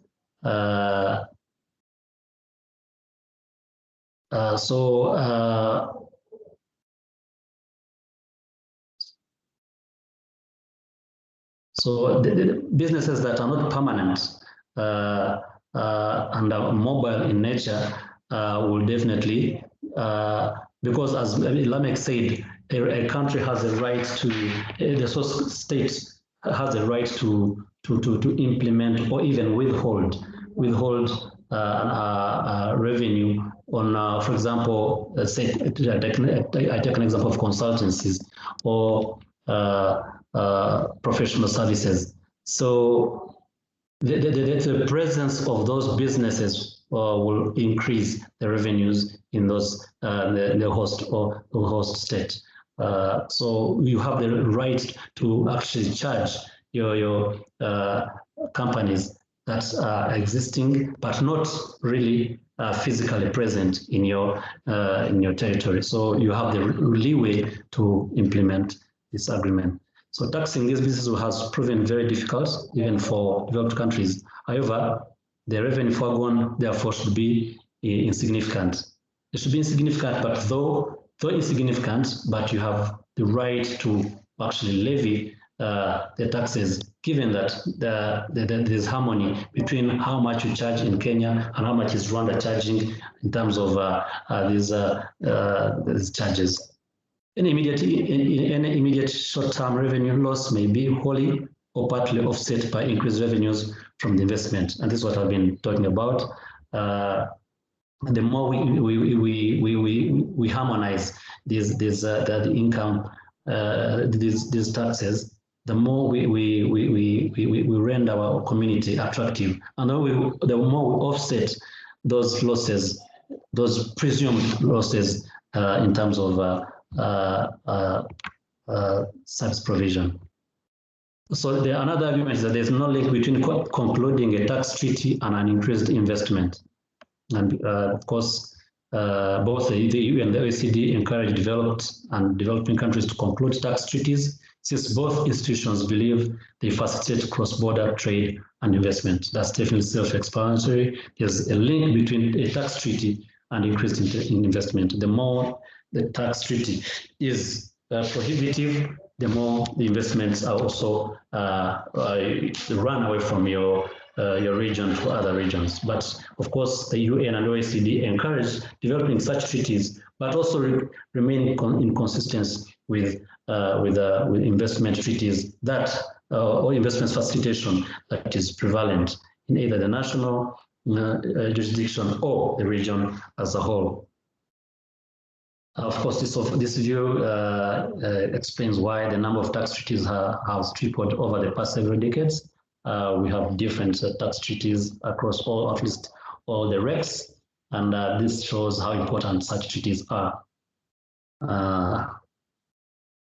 Say, while the extent to which the agreement, like other tax treaties, will increase cross-border investments and trade depends on the overall enabling environment for investment. So basically, what we want to pull out is there's a high correlation between investment and an investment and a tax treaty, or having an agreement like this being enforced. The more we enforce it in harmony, the more we render our region the environment of investment in our region very conducive and more enabling to do business across the partnerships. Another argument is that treaties create risk of double non-taxation, and third parties not truly resident in the EAC may unfairly benefit from the agreement. Of course, this is a very important argument, but of course, as we negotiate these treaties, we remain in consistency with the MFN clauses, where we think what we give away, what we get from the others, then we must give away. So the fears is that these non-truly resident EAC citizens or businesses may unfairly benefit from the agreement. And the response that more recent treaties, for example, the Kenya-Netherlands Treaty contains anti-abuse provisions specifically designed to stop treaty shopping. Also, with respect to all the treaties with third-party countries, it may be possible for third-party state investors with bilateral treaties with the partnership to set up a company resident in that state to gain access to other treaty benefits. On one area of particular concern is the agreement's provisions on indirect share sale of immovable property based on companies. So what we were saying, what we want to pull out here is that while we negotiate or sign or ratify these treaties, we are cognizant of the fact that if you're established in our region, then you're bound by the treaty. And for example, if let's say you want to say repatriation of profits, each partner state has a leeway to charge a tax on repatriation of profits out of the community. But the issue here, and our call as EABC, is that we need to have what is the tax on repatriation of profits. Is it seamless? Is it high in one partner state and low on the other, then rendering the region unfavorable? So that is our concern. Much as we negotiate these taxes, but we are cognizant of the fact that we need to enforce our national tax regimes, but we call for harmonization of such. So treaties create risk of course, this is a continuation. I will go to fears of treaty abuse can be countered through adoption of multilateral instruments or through the protocol to counter treaty shopping. Of course, what I was talking about. And an example is, for example, a treaty that was renegotiated between Rwanda and Mauritius. This was an, of course, on removal of double taxation, and it was renegotiated to ensure that Rwanda and Mauritius, they do not charge, there's no double taxation between Rwanda and Mauritius. So there's even that flexibility of renegotiating this treaty, given that you have identified areas that need to be renegotiated. Of course, also treaties can be cancelled or terminated, given that maybe the provisions are no longer favorable or they're no longer consistent with the national priorities. So there's that chance. Treaties, another argument, treaties risk, okay, this is still another continuation on that argument. On a going forward basis, yes, countries should avoid tax treaties with low on tax countries or to tax information exchange agreements. We have seen most times where if we're negotiating multilaterally, where we are imposed on, for example, a treaty, a BIT, and we have no chance, opportunity to comment or change any article. So our call as EAB is that while we implemented the DTA, we need to be very careful on where is there provision for transparent information sharing, because it's very important. If it's not there, then it's a bit not the best as an option to take. So we need to open up in terms of information sharing, as much information as we can share, to be able to be transparent, also to be able to help the users or the beneficiaries of this agreement.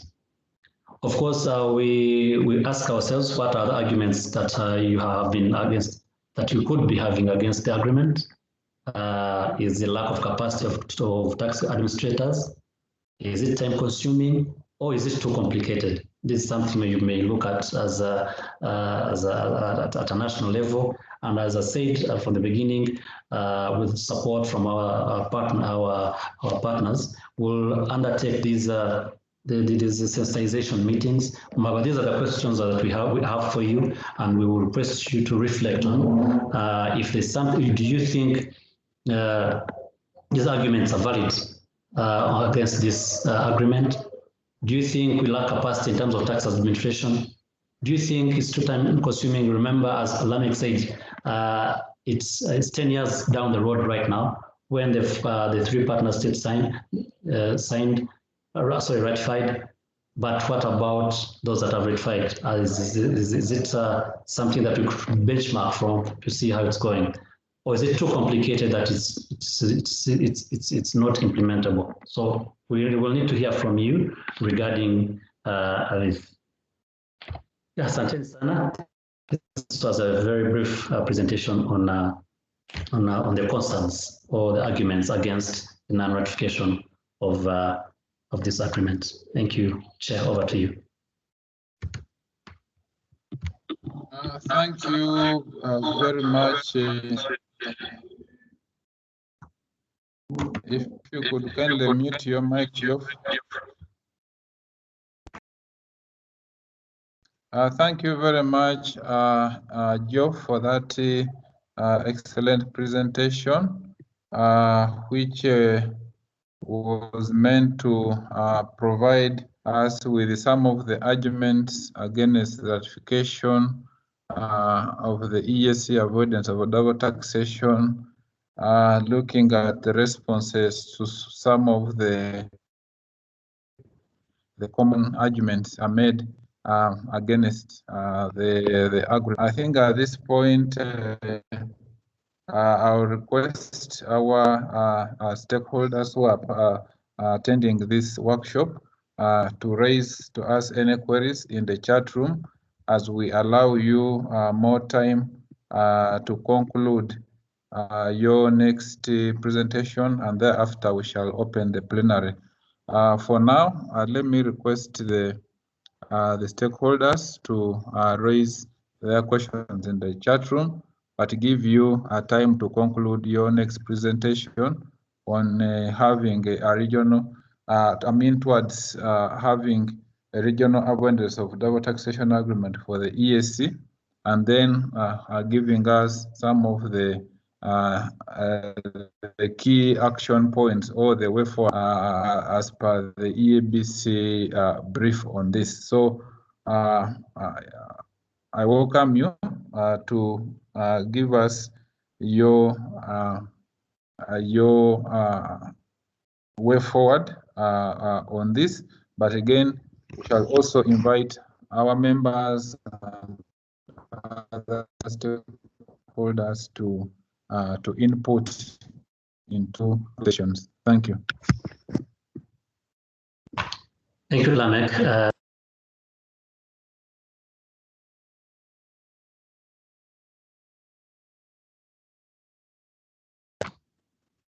Chair, can you view my presentation? Yes, we are able to view. Yeah, we are viewing. Thank you.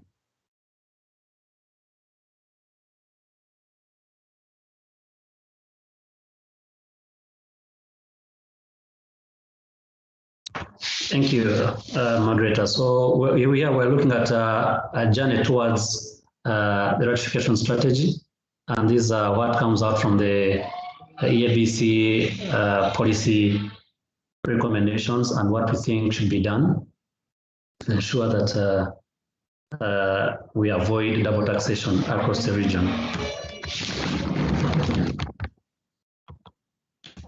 So the policy paper recommends that EAC private sector led by, of course, EABC working group on domestic taxes, take an active role in securing ratification of the agreement by at least by the end of this year.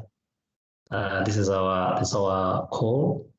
It's our clarion call that at least by the end of 2021, we have this DTA ratified. The three major tasks for the EABC working group are, of course, will definitely lobby senior government officials in terms of the strategy, especially in those two partner states, because they're the ones that haven't yet ratified.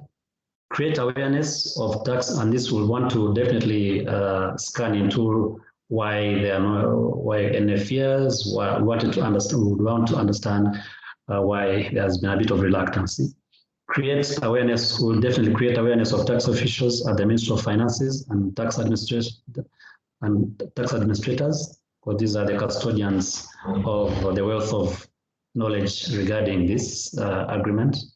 We will definitely desire to meet EAC Secretariat officials to elicit their support, to get their support. And I must say now that at least we leverage on the fact that our incoming ESG has been the champion of private sector development and intra-EAC trade and investment.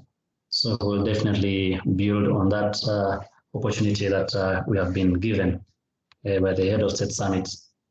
We'll conduct a public campaign in support of this ratification, giving out, of course, these benefits that Lamek presented in the previous presentations. We'll continue to lobby, educate, and meet public sector to get their buy-in based on the benefits of the agreement as outlined. Of course, we'll definitely carry out our campaign, as I said, highlighting the need for EAC partner states to develop the protocol for or this agreement.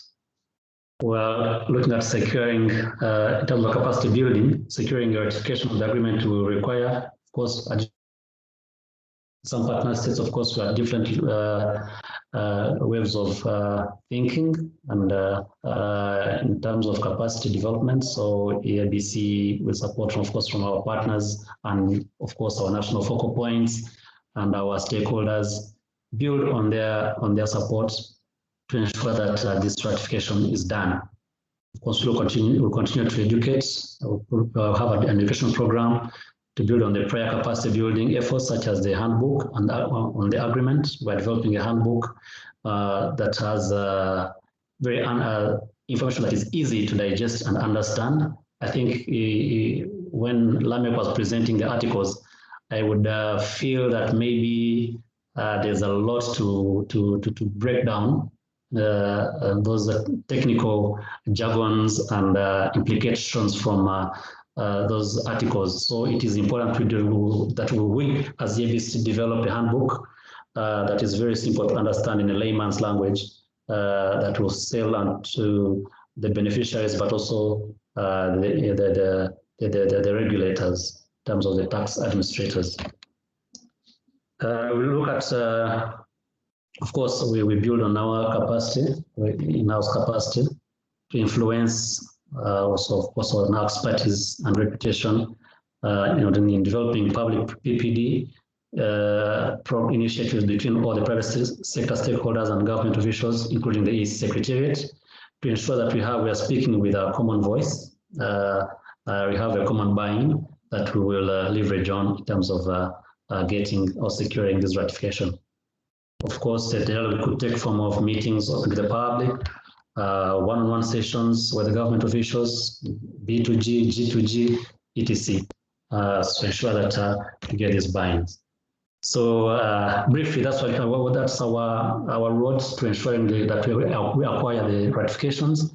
But of course, we build on your support and also your inputs to this.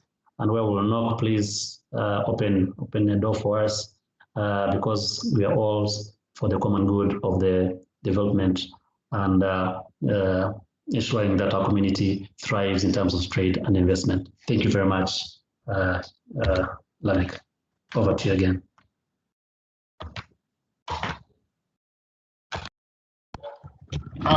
Thank you very much, Geoff, for again taking us through on the strategy, what we plan to do, and some of the proposed ways in which we need to drive our advocacy to the policy makers.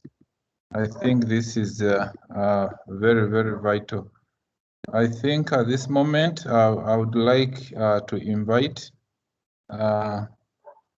anyone with a comment, a question, or any input you would like to provide to the two presentations, the arguments for and against the DTA, and also inputting into the proposed way forward, which Geoff has taken us through.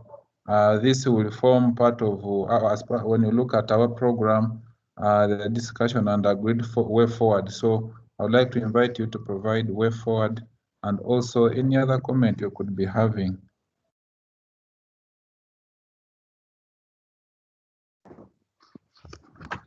Maybe if I could read from the chat, Mr.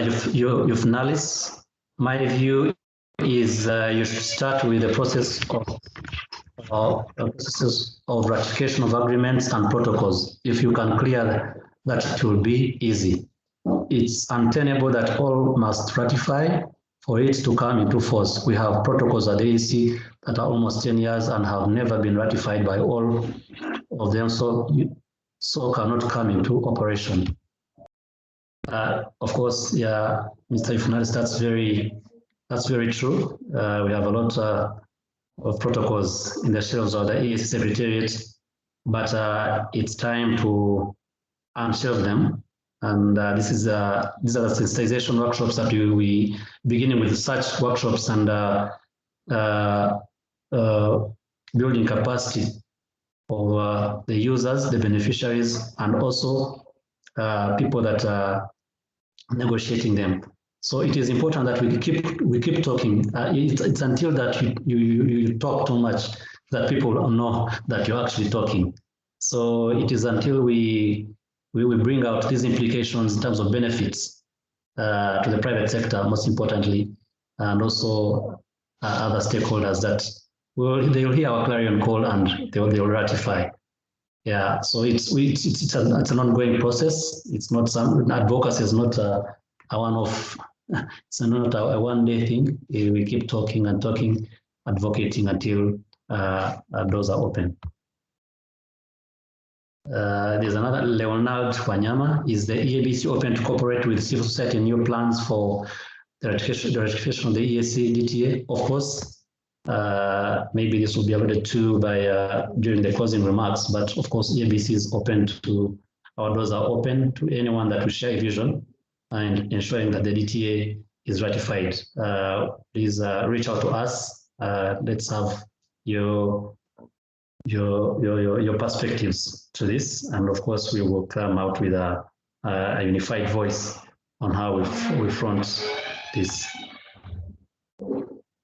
How does the DTA protect partner states against this, from Alex Nene, against tax-based erosion and profit shifting?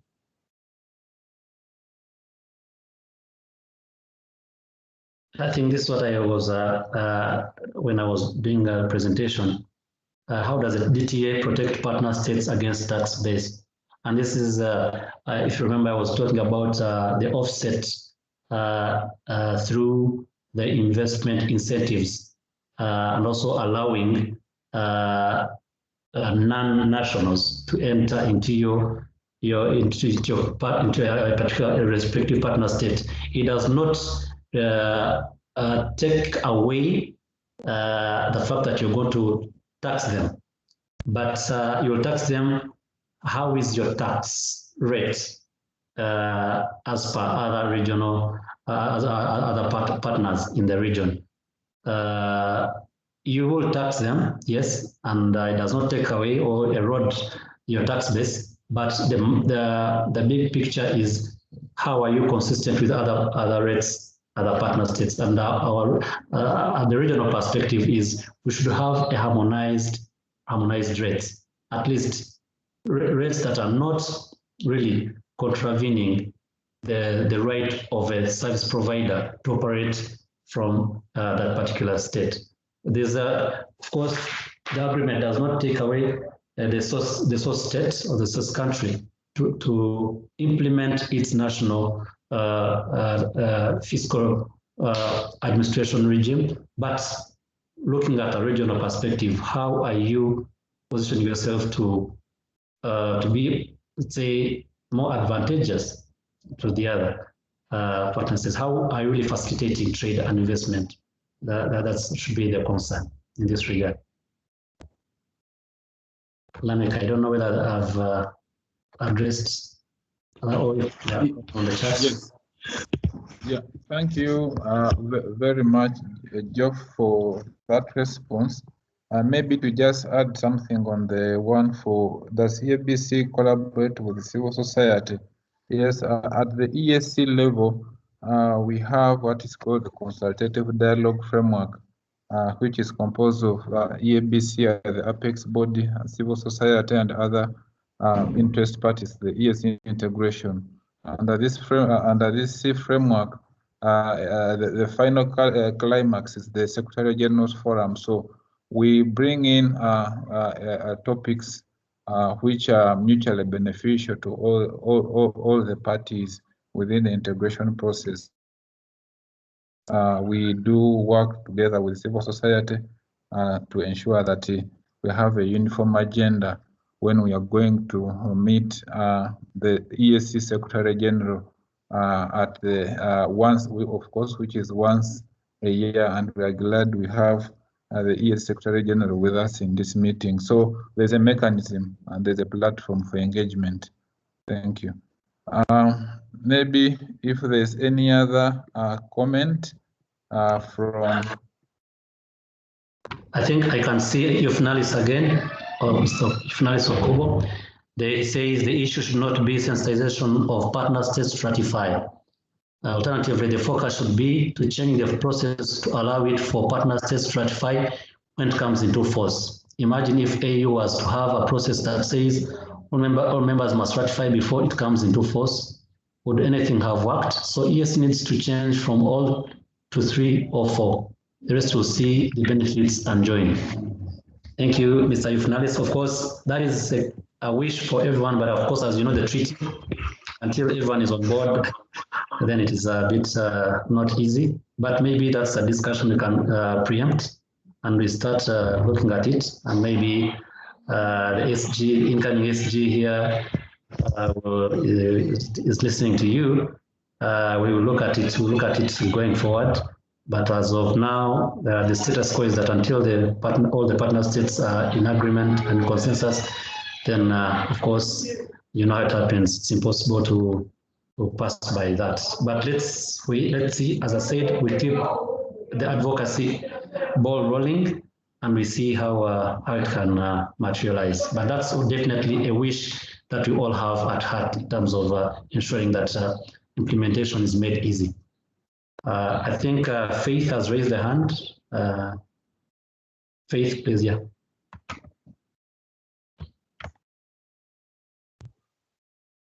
Thank you very much.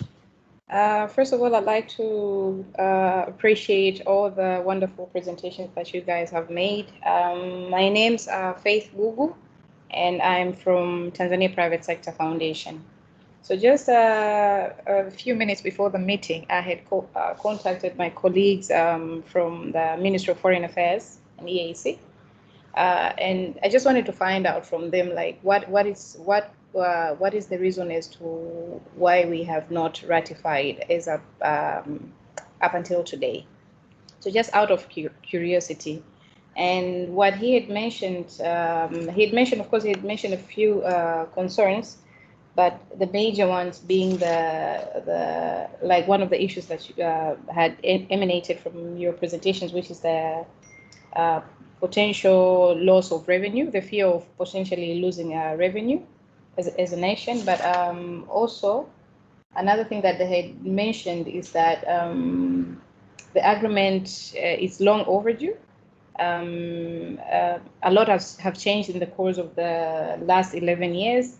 And therefore, in line with that also, some of our tax laws have also changed, and therefore they do not. And then what he had basically proposed, or what their reservation is, they're thinking that it's best that the agreement is amended, or rather revised, before they can think of the ratification. So that is one. I understand from, at least for me, who have had the benefit of seeing your presentations, I've seen the responses to one of the concerns that they've raised, which is the potential loss of revenue, which you have explained in your presentations very explicitly in relation to that argument. So my proposal would be, I think what is lacking here is if only we can arrange for the similar sensitizations like the ones that you have arranged for the private sector stakeholders across the region, if similar sensitization workshops can be arranged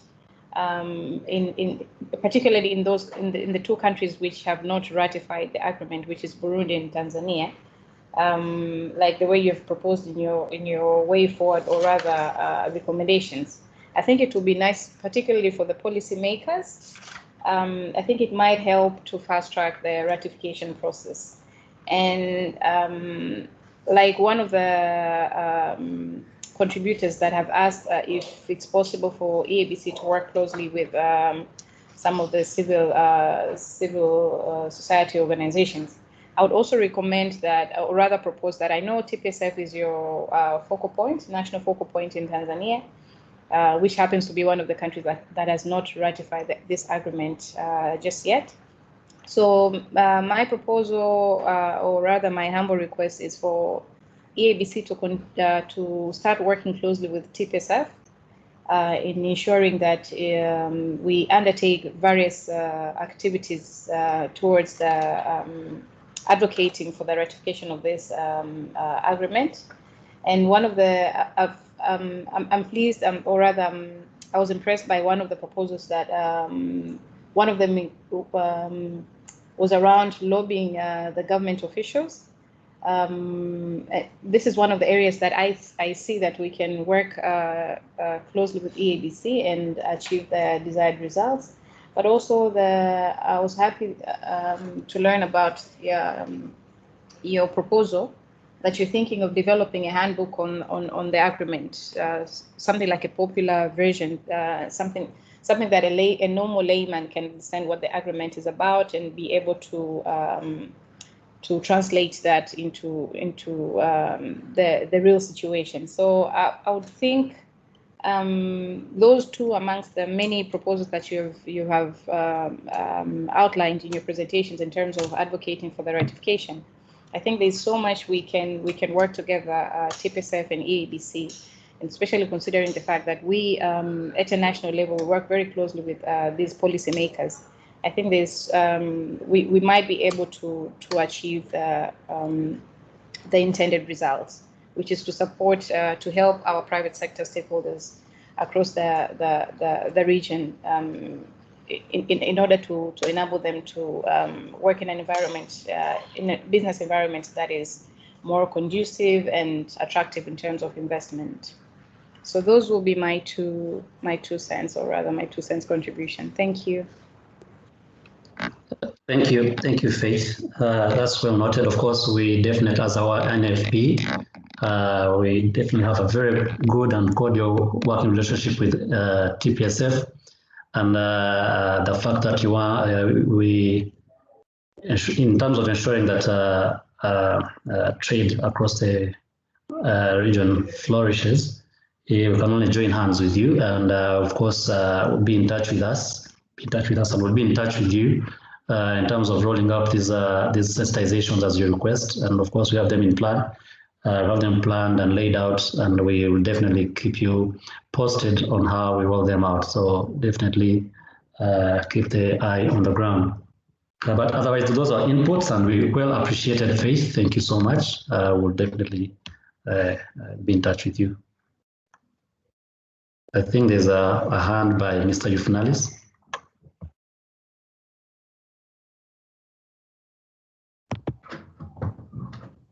Can you hear me?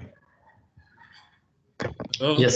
Yes, go ahead, Mr. Yufnalis. Yes, what I was saying is, I think you need to look at how many protocols are pending in EAC, have not been ratified, and for how long, so that we shift the focus to lobbying to amendments of the treaty first. Otherwise, we're going to have these protocols being signed and staying there gathering dust, being signed, and then you even start wondering yourself, so why were they signing? If they were really important, then you take 10 years down the line, you have not even ratified it.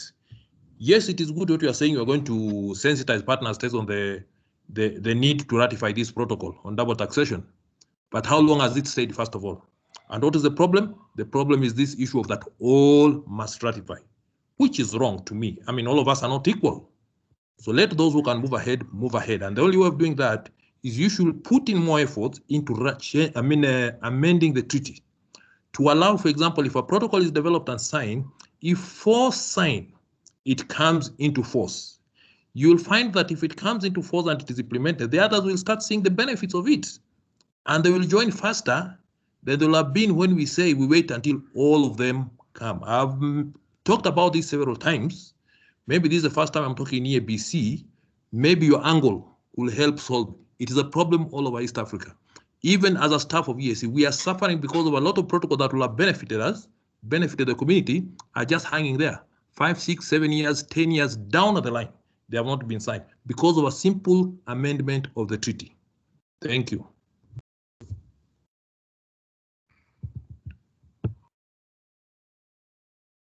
Thank you, Mr. Yufnalis. May I request as the incoming SG does his closing remarks, should also make a comment to that.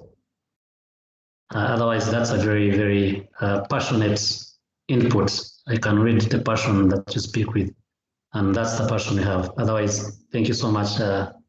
Maybe over to you, the moderator.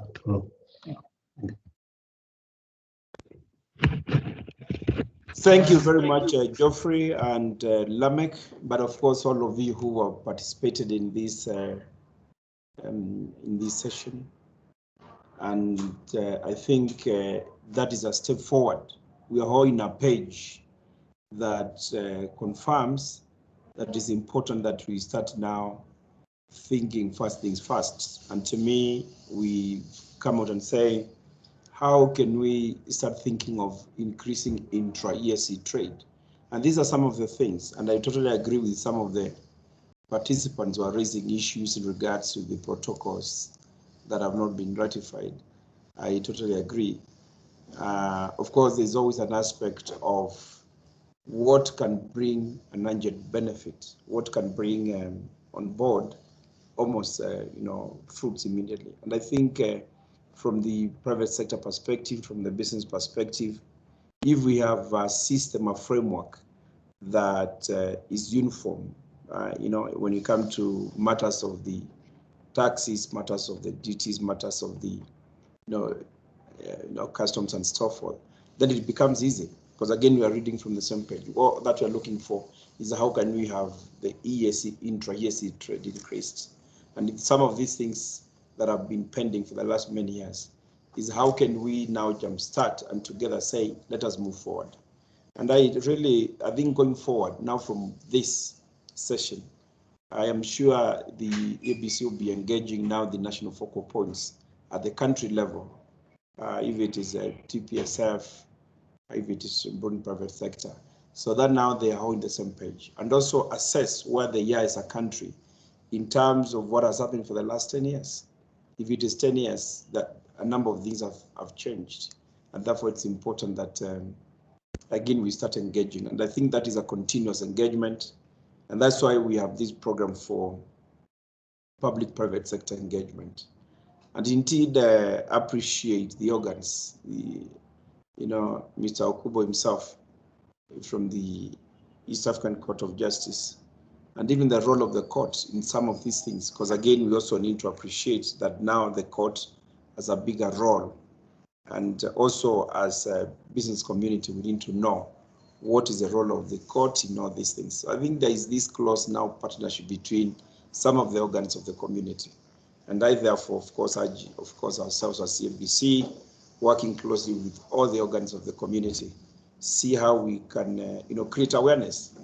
So if the court is properly informed, that is a very important constituency of this community.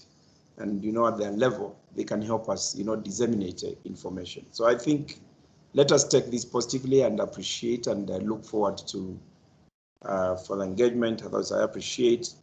And let's see how we are going to make this community great, because it's important. It's a responsibility of all of us as citizens of East Africa, because I think that is the first is clear in the treaty, that is people-centered. But again, ensure that the private sector also plays an important role as an engine of the community. So I thank you very much, and indeed enjoy your evening and look forward to these continuous engagements going forward. I thank you very much and good evening.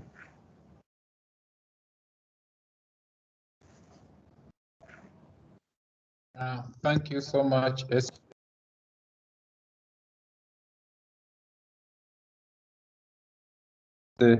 Thank you. Thank you all.